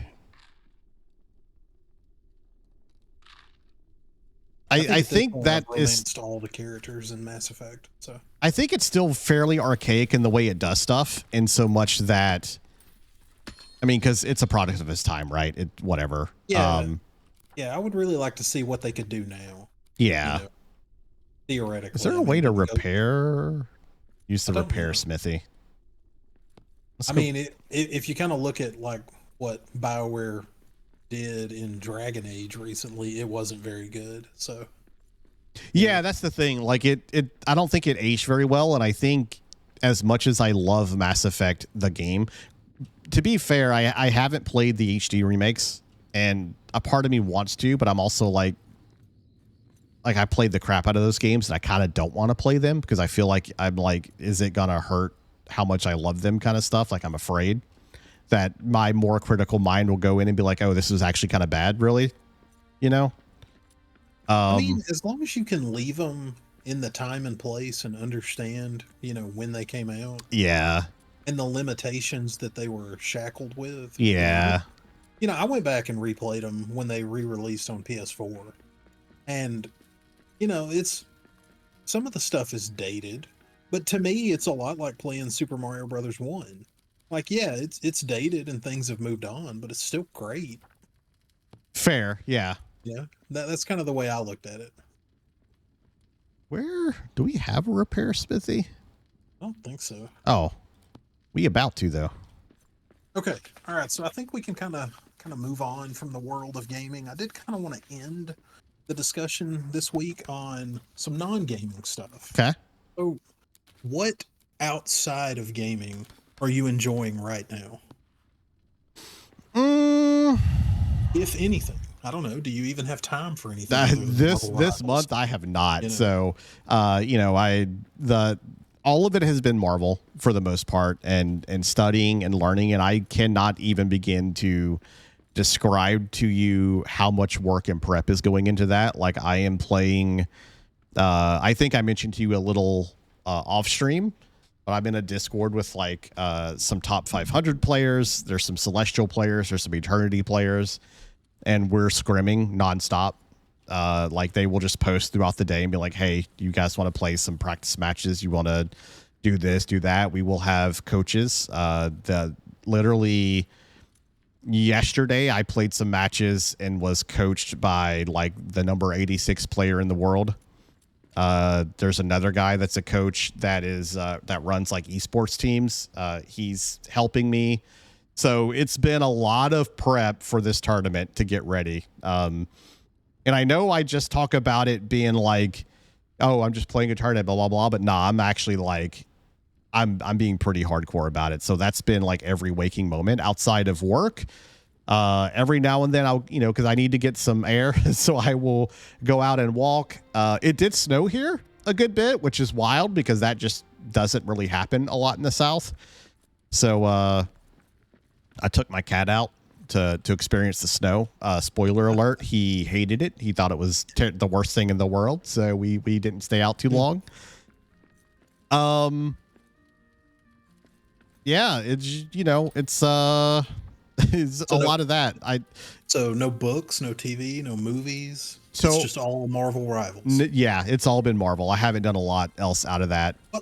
Well, let me ask you this: what character do you play? What do you main? Doctor Strange is my main go-to guy. They did just release the Thing and Human Torch, so that's been kind of fun to learn. They did a whole rebalance patch on Friday, which is a big part of why I've been learning it, because I'm kind of mad. They're like, let's make this giant tournament a week after all these major balance changes, so you have a week to prep. So Doctor Strange is like a tank, right? Yeah, he's a tank. Okay. So are you always a tank in these kind of games, or like, is that normal for you? It is. I don't want to be a tank. I would love to do DPS, but anyone that plays these games know that DPS is almost immediately filled, and I'm nothing if not a team player. I got you some food, by the way, over there. Okay, cool. So I am happy to fill. Whenever I play off stream with friends, I always let them pick first. I just pick whatever they don't have. And if I get to play DPS, I'm really happy about it, kind of thing. Yeah, tank is one of those roles for me that like I can just play and be really good at, because it's a lot of meta knowledge and there's a lot more involved than a lot of people think. And it's game knowledge, it's meta knowledge, it's positioning, it's target priority. It's a lot of that stuff, and it's less about how good are you killing the things. I mean, it's a little bit of that too. But yeah, I mean, I thought the tank gameplay in Marvel Rivals was pretty fun. Mm-hmm. But I could tell really quick that it was going to require a very high skill level If you want to be something good I at wanted it, to be good at it. yeah, You know? because you can tell if you're playing a game and you don't feel like you can go anywhere, you don't feel like you can do anything, you're just constantly getting oppressed. That's a tanking problem, because it's a tank's job to make space for the team to do what they need to do. Yeah. I would argue healing is the most important role in the game. Like, obviously, with no healers, you're just going to get wrecked because it's a war of attrition at that point. You'll like this. I tell people, I tell my team, I tell everyone I play with that hero shooters are resource simulators. Okay. Hero shooters are resource management simulators where you shoot people. It is third-person shooter or first-person shooter, Frostpunk, Oxygen not included, Satisfactory, Prison Architect. You are trying.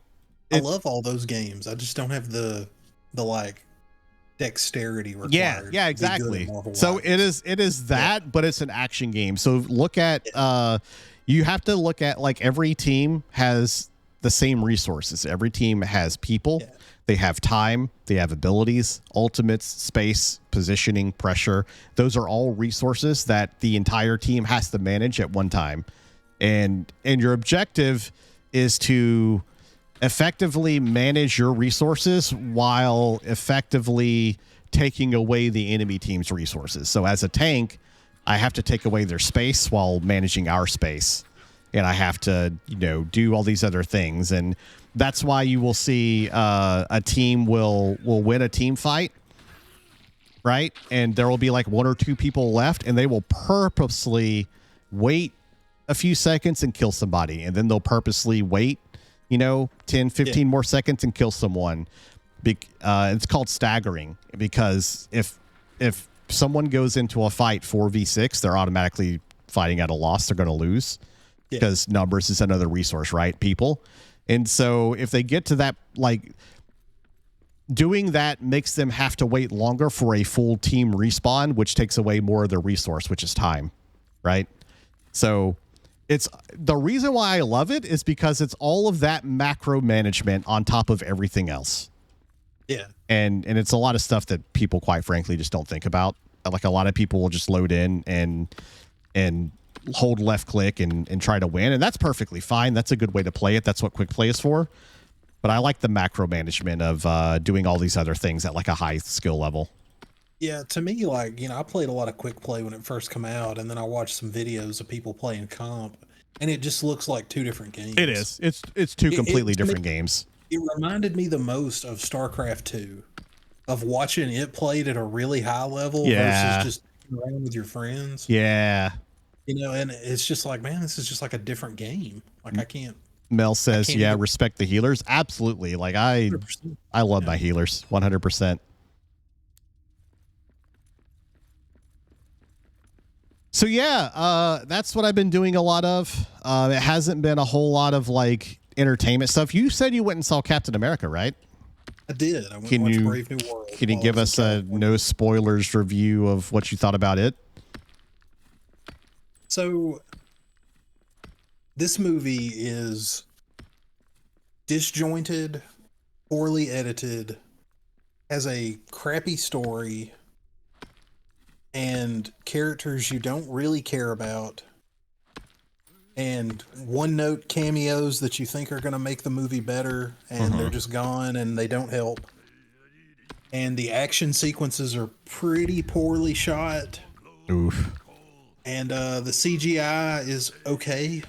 So, like, the parts with Red Hulk are pretty cool. Yeah. But it's very limited what you actually get to see with him. Yeah. So I've heard some. Oh, go ahead. Sorry. No, I would just say it's genuinely like bottom tier Marvel. It's worse than the Eternals. I was gonna say, it's worse than the Marvels. What is the worst Marvel movie you've seen? I mean, I think it's Brave New World. Is it really? Oh no. Yeah, but before that, I would have said like Thor: The Dark World.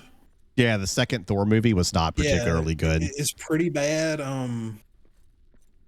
I'm in a weird spot. I don't like Iron Man 2 or 3. I know a lot of people really love the I thought three Shane was Black Iron Man okay. 3. I don't like Yeah, it. I thought it was okay. I didn't like two. Um, I didn't like two at all. you know, I think Brave New World is boring and derivative, and it thinks it's way smarter than it really is. What? So I've heard multiple reasons as to why it turned out the way it did, and Yeah. keep in mind I haven't actually seen it, so I don't know anything, about it. I had heard that the people writing it, and again, I don't know how true this is, but I had heard that the people writing it didn't realize that Anthony Mackie's character didn't have powers. And Yeah. and that was the reason why they did the reshoots, because they're like trying to make him like he's like, flying in his stuff at like Mach whatever speed he's going at, and then like landing on just normal human legs, which would probably crush under the speed. And Yeah, and not to mention the fact that Anthony Mackie's Captain America could not stand up to Red Hulk Mhm. for a second. Mhm. Like it doesn't make a lot of sense. They come up with a narrative reason, to make him more powerful than just a normal guy, Yeah. but it's not an interesting one. It's not it doesn't present him with like a morality choice, like Yeah. of having to take the super soldier serum or something. Yeah. Like it's not that. Like it's just really it I think it's very evident that the movie went through a lot of reshoots, Mhm. and it's disjointed and it feels weird. Yeah, I heard they did the reshoots, for that reason. Like they Yeah. didn't realize he had powers, and they just realized it wasn't good. Blah blah blah. Yeah, Prince it's not good. Prince says, "I personally do not care about Falcon. He just seemed like a side character the whole time. So him being the new Captain America was pretty underwhelming for me. I did like his dynamic with Bucky in the show, but I was more interested in everything else over him becoming Cap." I think I agree. I don't. Yeah, so I definitely agree with that sentiment, and I can Mhm. tell you that the whole movie is designed to make you think he's worthy of being Captain America. Like they're trying to really force that down your throat because Yeah. they know that nobody Nobody nobody wants it. cares. Nobody wants him Yeah, to be. Yeah. yeah, just be Falcon. Like How you don't need to be much Captain of America. that do you think is the writing, and how much of it do you think is Anthony Mackie? Well, I mean, I like Anthony Mackie Yeah. because, like what the chatter just said, him and Bucky in the TV show feels like a good buddy cop movie, and it's fun and it's Yeah. dynamic and it works. I just don't think the Falcon character works as Captain America. Yeah. Okay. So the last Marvel movie I saw. Let me let me pull up okay. I have not watched Marvel movies in a long time, Okay. in my defense, because I could tell they were kind of on a downward swing. And as you have heard, I just don't quite frankly have the time if I'm going to be doing, something. So I watched Shang-Chi. I watched like 30 minutes of the Eternals and turned it off. Yeah. I watched Spider-Man. I watched Doctor Strange, Multiverse of Madness, and I watched Thor: Love and Thunder, but I haven't watched anything after that. No, I did see Deadpool and Wolverine, but I have not seen Wakanda Forever. I haven't seen Ant-Man. I didn't see Guardians of the Galaxy 3. I didn't see Marvels, and I haven't seen Brave New World. And I haven't watched any of the shows that came out in that time either. So, I think this is really bottom tier. Yeah. No matter how you shake it out. I don't know how you feel about Thor: Love and Thunder. I thought it was pretty forgettable. I And not liked it. I very thought it was good. fun, but I also hadn't watched a lot of the movies leading up to that, or around that time. It had been a while, so maybe how much of it is you think they're bad movies, and how much of it is IP fatigue?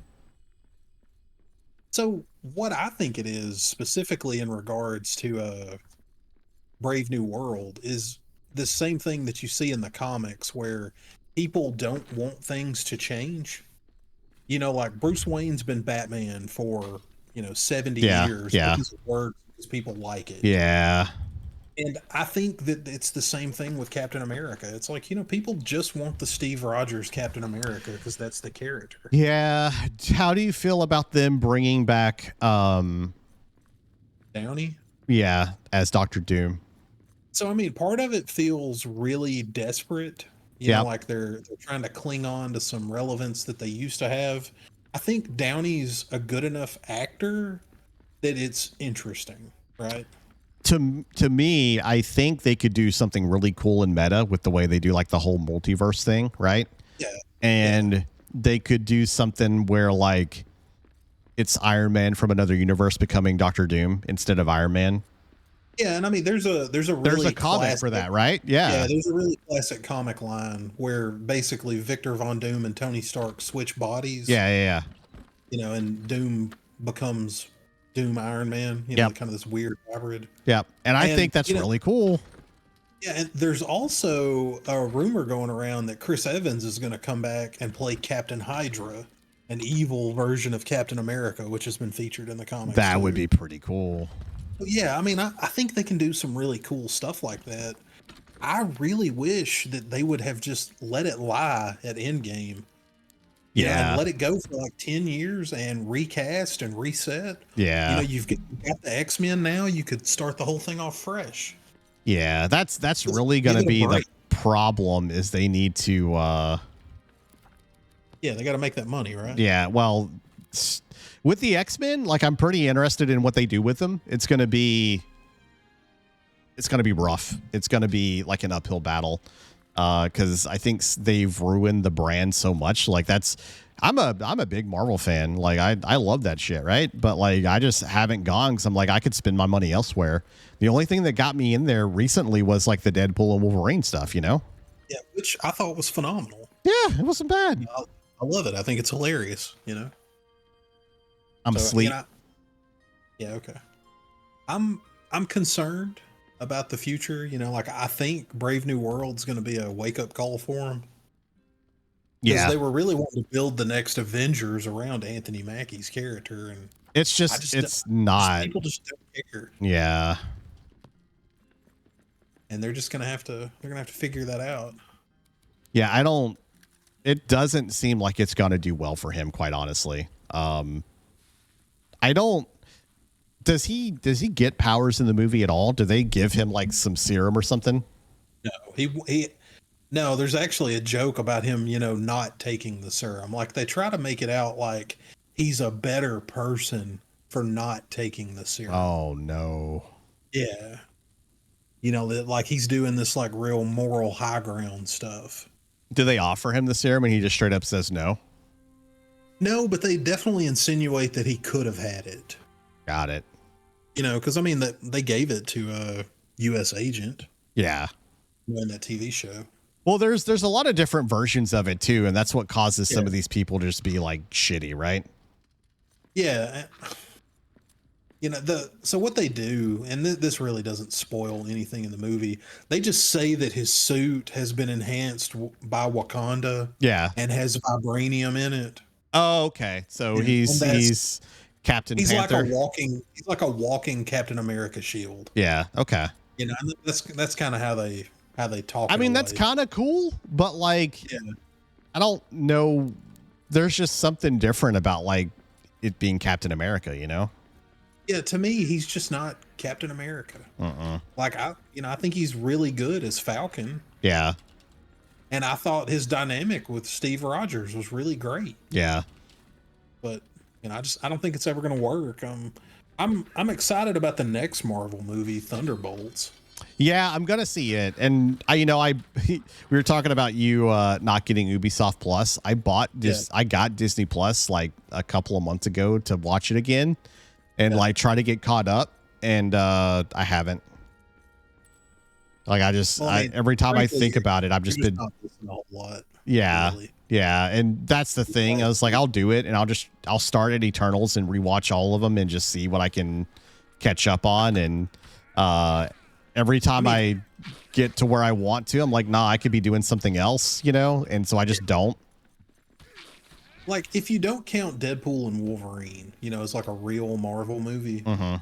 Like I think the last like really good one was probably Multiverse of Madness and then Shang-Chi before. Oh, you like multiverse? Yeah, I mean, yes, I do because I'm like a super comic nerd. Yeah. And there's just some stuff in there for me personally that was like oh shit, they actually did this. Yeah. John Krasinski is, Reed Richards. I thought was really cool. So I love Pedro Pascal. I'm so mad they just didn't cast John as Mr. Fantastic. Yeah, dude, I do not understand Pedro Pascal as Mr. Fantastic. I mean, I'm sure he'll do fine, but I would rather see John Krasinski in the role. And I love Pedro. I think he's great. He's fantastic. 10 out of 10. He's really, really good. And I think this Fantastic Four movie is the first one I'm actually genuinely excited about in a long time. And I can't tell how much of that is Marvel Rivals working on me and how much of that is me actually interested in like what they're doing with these four characters. It's the first one that looks really different in a while too. Yeah, they're doing like that 60s, 70s look. Yeah, like Silver Age. Yeah. Yeah, like the Jack Kirby era of Marvel. Yeah. Which, I think is really I was going to say, to be fair, that's what they needed to do, Yeah, I think so too. If they want people to reinvest, they got to give us a reason to, right? So the only other like big thing non-gaming wise that I did this last month is I watched a couple of animated shows. Yeah. I caught up on the new season of Invincible, which is phenomenal. And I just finished the new Spider-Man cartoon on Disney Plus called Your Friendly Neighborhood Spider-Man. There were a lot of people raging about how that looked, but you think it's good? I mean, I think it's really cool. I think it calls back to again Jack Kirby kind of art. I think it's an homage to that. I think it looks cool, and it does just enough different to you don't know what's going on with everything. So, it twists the traditional Spider-Man formula just enough. Yeah. And speaking of, like your hot goth girlfriends, it's got Nico Minoru in it. Okay, I'm interested. Yeah, you should give it a chance. I mean, once I find the time, I gladly will. Like I definitely want to what the fuck? Smoked meat? Hell yeah. I want to watch it. It's just, again, my plan is after this week, doing everything I can to catch up on all the stuff that I'm missing. So it also has a really incredible time travel paradox. There's what? Yeah, you just have to, if I spoiled it for you, it would ruin it. Yeah, so no. You just have to watch it. And when you watch it, we can talk about it. Okay. It's really, really funny. Okay. Why they do it. Have you watched Invincible? I watched the first season. Okay. And then I watched, I want to say, was it just season 2 or season like 2.5 where like his dad comes back? Yeah. They kind of released season 2 and in 2 parts. Yeah, so I think I watched the first half of that, maybe. I don't remember if I watched the whole thing or not. I get the allure of it. I definitely want to watch it, but that's another thing on my list of things to watch, Maybe when you stop being a complete degen for Marvel Rivals, you can. No promises. Love, right? I mean, come on. I mean, look, it's one of those things where like I am, I realize I'm pretty good at the game and I focus on it. And now that I'm playing like in this tournament and I'm starting to like meet some of these other really competitive people and we're actually playing like competitively together. And that's a lot of fun for me. So. No, I get it. I mean, if I was that good at anything, I would do it too. So I feel you. Yeah, I mean, it's part of it for me is I was the same way with Overwatch when it first came out. And anyone that knew me IRL knew that like I was hardcore in Overwatch. Like I went to a tournament in Indianapolis and played in it. I did like a bunch of other stuff. I've got art. I've got memorabilia. I actually have, who was it that did the Injustice comics? Are you talking about like what creator? Yeah, the artist. Oh, I don't know who the artist was. Let me see. I met him. It was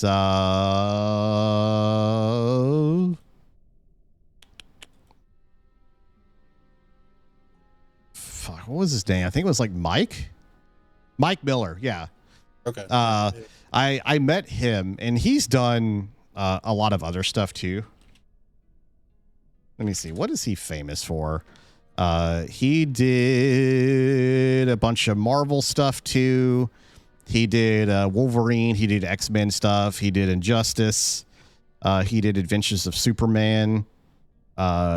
Justice League of America. Anyway, I actually have like art that he did of Reinhardt. That was like my main character, and it's signed by him.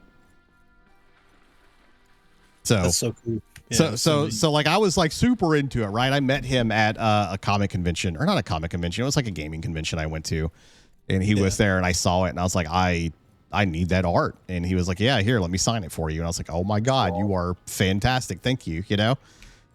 And so like I said, I was really into it, and when Blizzard, quite frankly, ruined it, I was like, well, there goes my hobby. That was, you know, and honestly, I've been chasing that high ever since, to the point that like I picked up I picked up Overwatch 2 believing Blizzard would turn it around and being like, you know, because the story in Overwatch is really cool too. I was very interested in it. And when they said we're going to do PvE, I was like, all right, sure, I'll give you a chance. And then they took it out. And I was like, yeah, the whole Overwatch 2 debacle is kind of crazy. It's bad. It's sad. It makes me very unhappy. So yeah, it's, and I've mentioned it before, that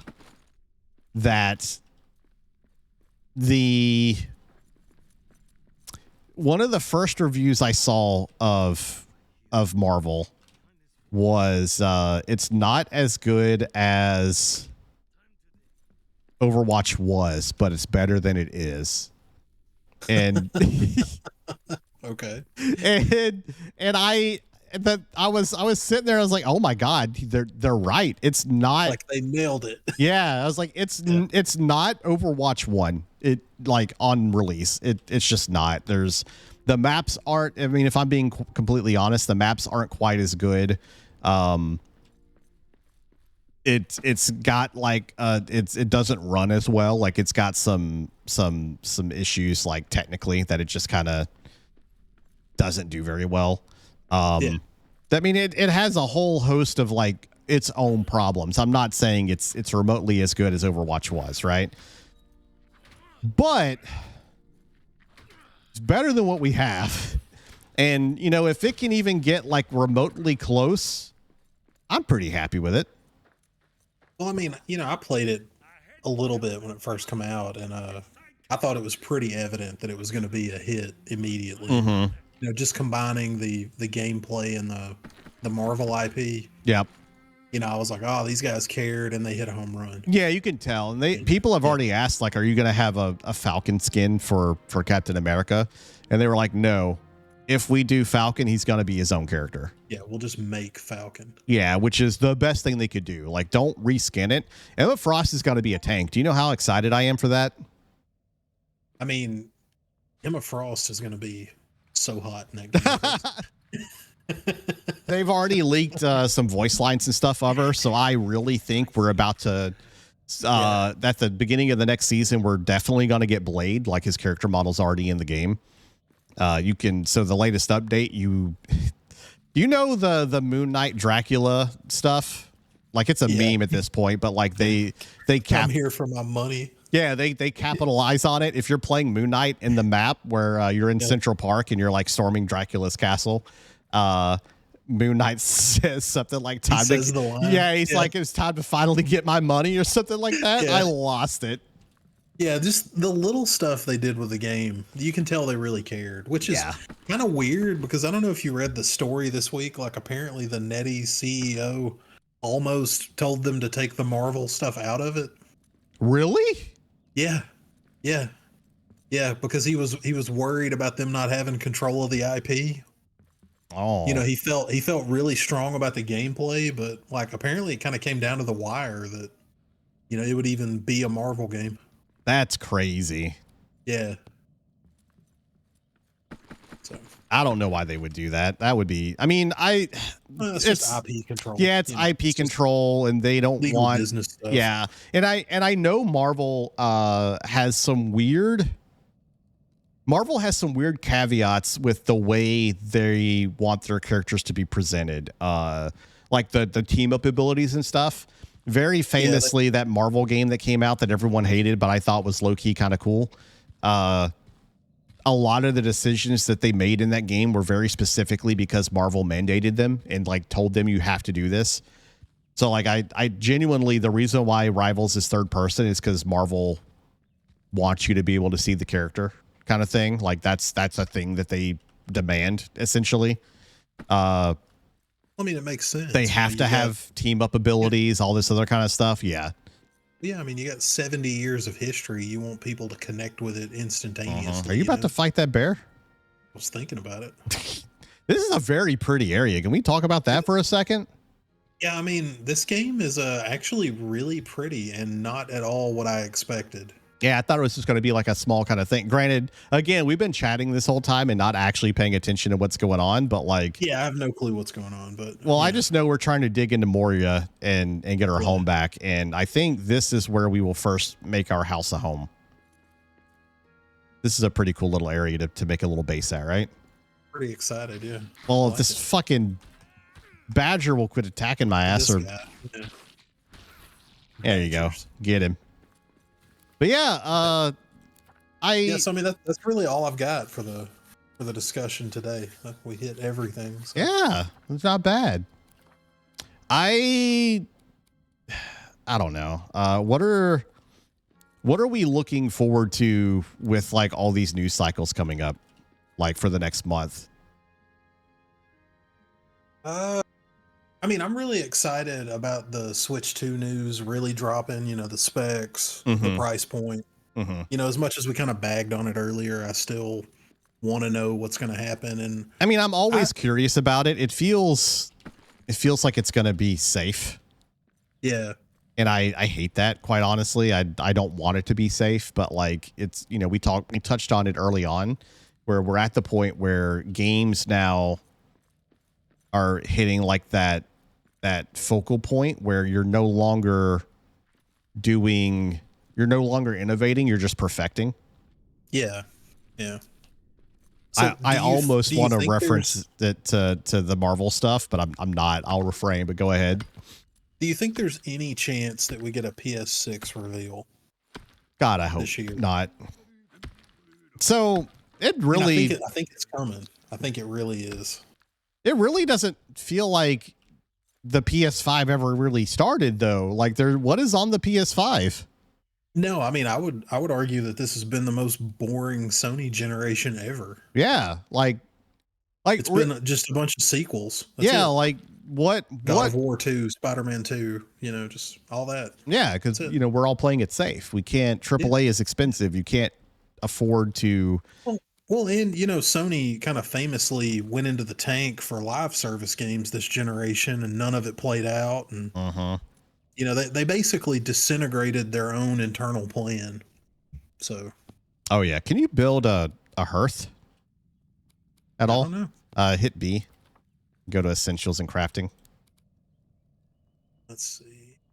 No. Okay. Do not have the materials. Okay. Well, wait. Let's see. No, I don't have the resources. Okay, I'll work on it. Yeah, no, it feels like there could have been a lot more, and like you said, Sony just kind of didn't. And I mean, also, I don't think this generation has ever reached its potential. God no. We're not seeing even 1080p 60 frames a second games as a constant. No. They were promising 4K 60. Yeah, and have you seen where a lot of the like the 8K advertisement stuff has just disappeared? Well, good. It should. Nobody needs 8K. No, I know. Like I only You game don't it. even need 4K. No, I was gonna say I only game at 2K. Like I have an Yeah. ultra wide 2K monitor. Yeah. And I've had people be like, bro, why don't you get 4K? And I'm like, I don't need it. Like I'm not gonna it's not the gonna make difference is that not big of a there. difference to me versus like 2K, you know? Yeah, Like no, does it all I look care good? about Absolutely. now is But all I care about now is smoothness of frame rate. yeah. Like if a game runs like crap, I just don't want it. Like that was what I was saying with like Marvel. I run that thing on like the lowest settings possible, not because my PC can't handle it, but because that's the only way I can get smooth frame rates out of it. Yeah.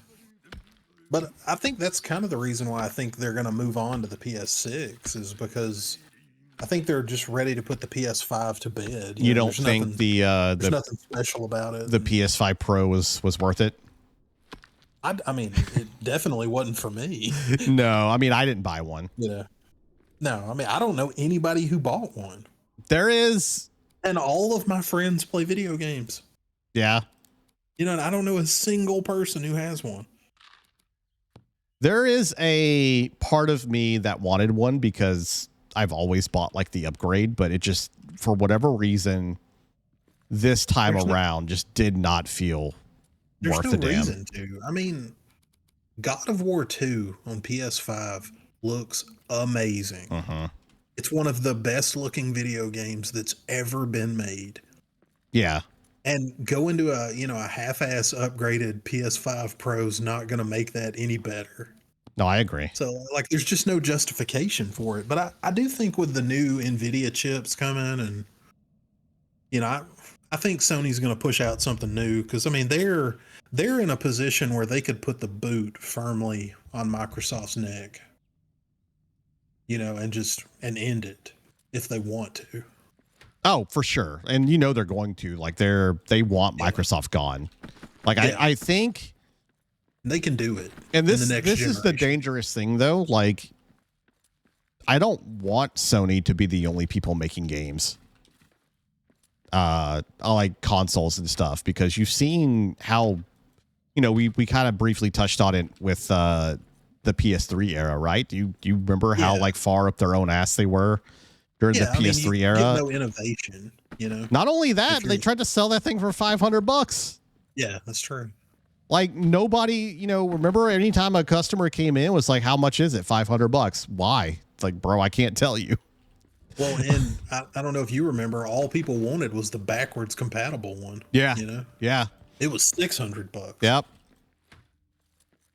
It's just, Damn, 10 years ago. Yep. It's crazy. yeah, it just wasn't, it wasn't great. And I fear that once Sony realizes, I mean, they know they won that last generation, which I think is why the PS5 is going as the way it is right now. Yeah. Because they don't, Yeah. that's the way Sony gets. You know, I kind of briefly mentioned it early on that like Sony is cool until they get like a big head and then they take whatever good graces they have and they just kind of shit all over it and ruin it. And they're like, well, we have a lot of love right now. Let's just do as much as we can and then just tell people we're sorry. And that, I mean, look at history. That's what they do every single time. Yeah. I'm just not sure if another round of very beautiful, really amazing sequels is going to do it. Maybe it will. I mean, I'm going to buy it and I'll buy them all. So, you know, who am I to judge, right? Yeah. But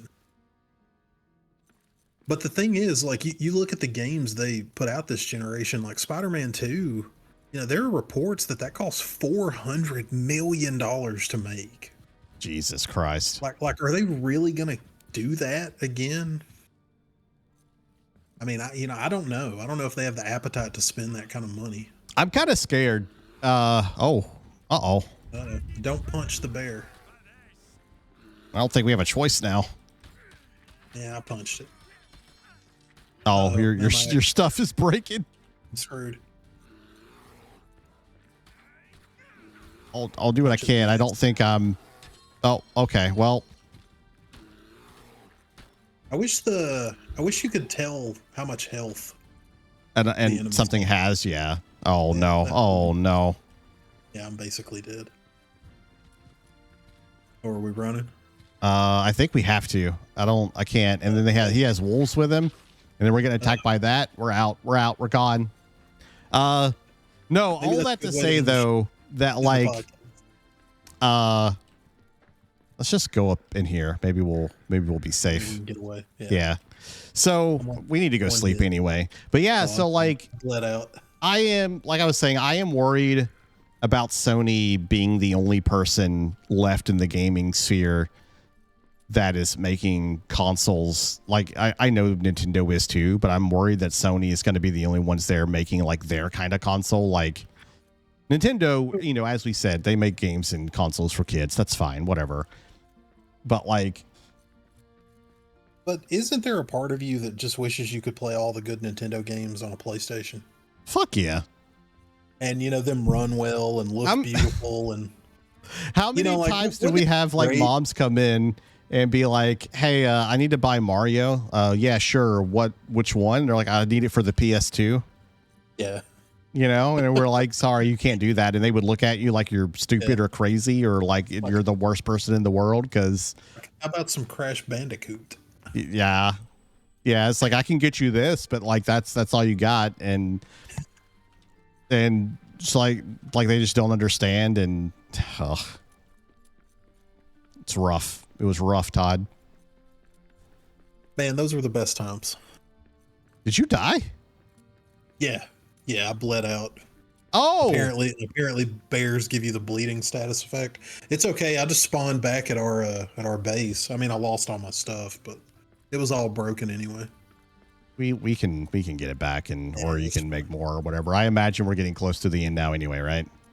Yeah, I think so. We're done with the rundown. So unless there's, you know, anything else that's come up or anybody has questions in your chat or anything they want to throw at I us. got nothing. If anyone else has any comments or anything, you have anything you want to talk about, you know, feel free to chime in. But other than that, I think we're done for the night. Let me see. These have been. Thank you, Melody. That's really nice. Mel, thank you so much. I appreciate it. I'm glad that you enjoy it. That's kind of the idea of what we did this for. I do. So this one's going to take a while. Typically, the way this works, Mel, is I will do the. You know, we do these talks on Sunday, and then I spend the next week doing the editing just to, like, you know, cut out some of the dead silence and stuff, and then I'll upload it to like YouTube. This one will probably not get uploaded until sometime into next month because of that tournament, because I'm not going to be able to do anything until after the tournament. So this one's going to be a little late, but, you know, if you want to watch the first one, it is on my YouTube channel, which you can find. It should be a link down there. Other than that, yeah, I'm glad you enjoy it. That actually makes us feel really well, because we were hoping that's what people would get out of it. It's just something you can listen to and chat, and you know, hear our opinions and maybe chime in with sometime if you have your own thoughts. And this game particularly has like some really cool like background music to be chatting with too. So I actually think this is a good one. It's a really good ambiance game. Yeah, I agree. Yeah. Yeah, I like it. But yeah, I think that's it for us then. Well, Val, I had a wonderful time. Yeah, for Todd, allowing thank me you to so take much a seat on your- for So- hanging out. I appreciate it. Thank you. Let me see if let me see what we have. Yeah, Marilyn, sorry, we do these a little earlier on the third. Is it the third or no? It's the third Sunday of every month is the cadence we're trying to go with these talks. So next stream I will let people know when we're doing it again. Yeah, we'll go that route. Let me see if anyone is you know what, I'm gonna raid you guys out to Kai, who is playing Marvel at the moment, and I haven't raided him in a while, so give me a second. I'll send you guys that way. Yeah. So once again, thank you all for hanging out with us tonight and listening to Todd and I talk about a bunch of fun, fantastic, random nerd stuff. We really appreciate it. I don't Todd, do you have anything else you wanna end on? Anything you want to tell people? No, I'm good, man. Everything was great. Yeah, so I guess the only housekeeping I have for me, chat, is I'm not going to be streaming at all this coming week because tournament.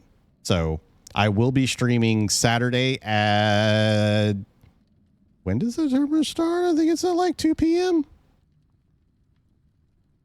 Nope, 11 a.m.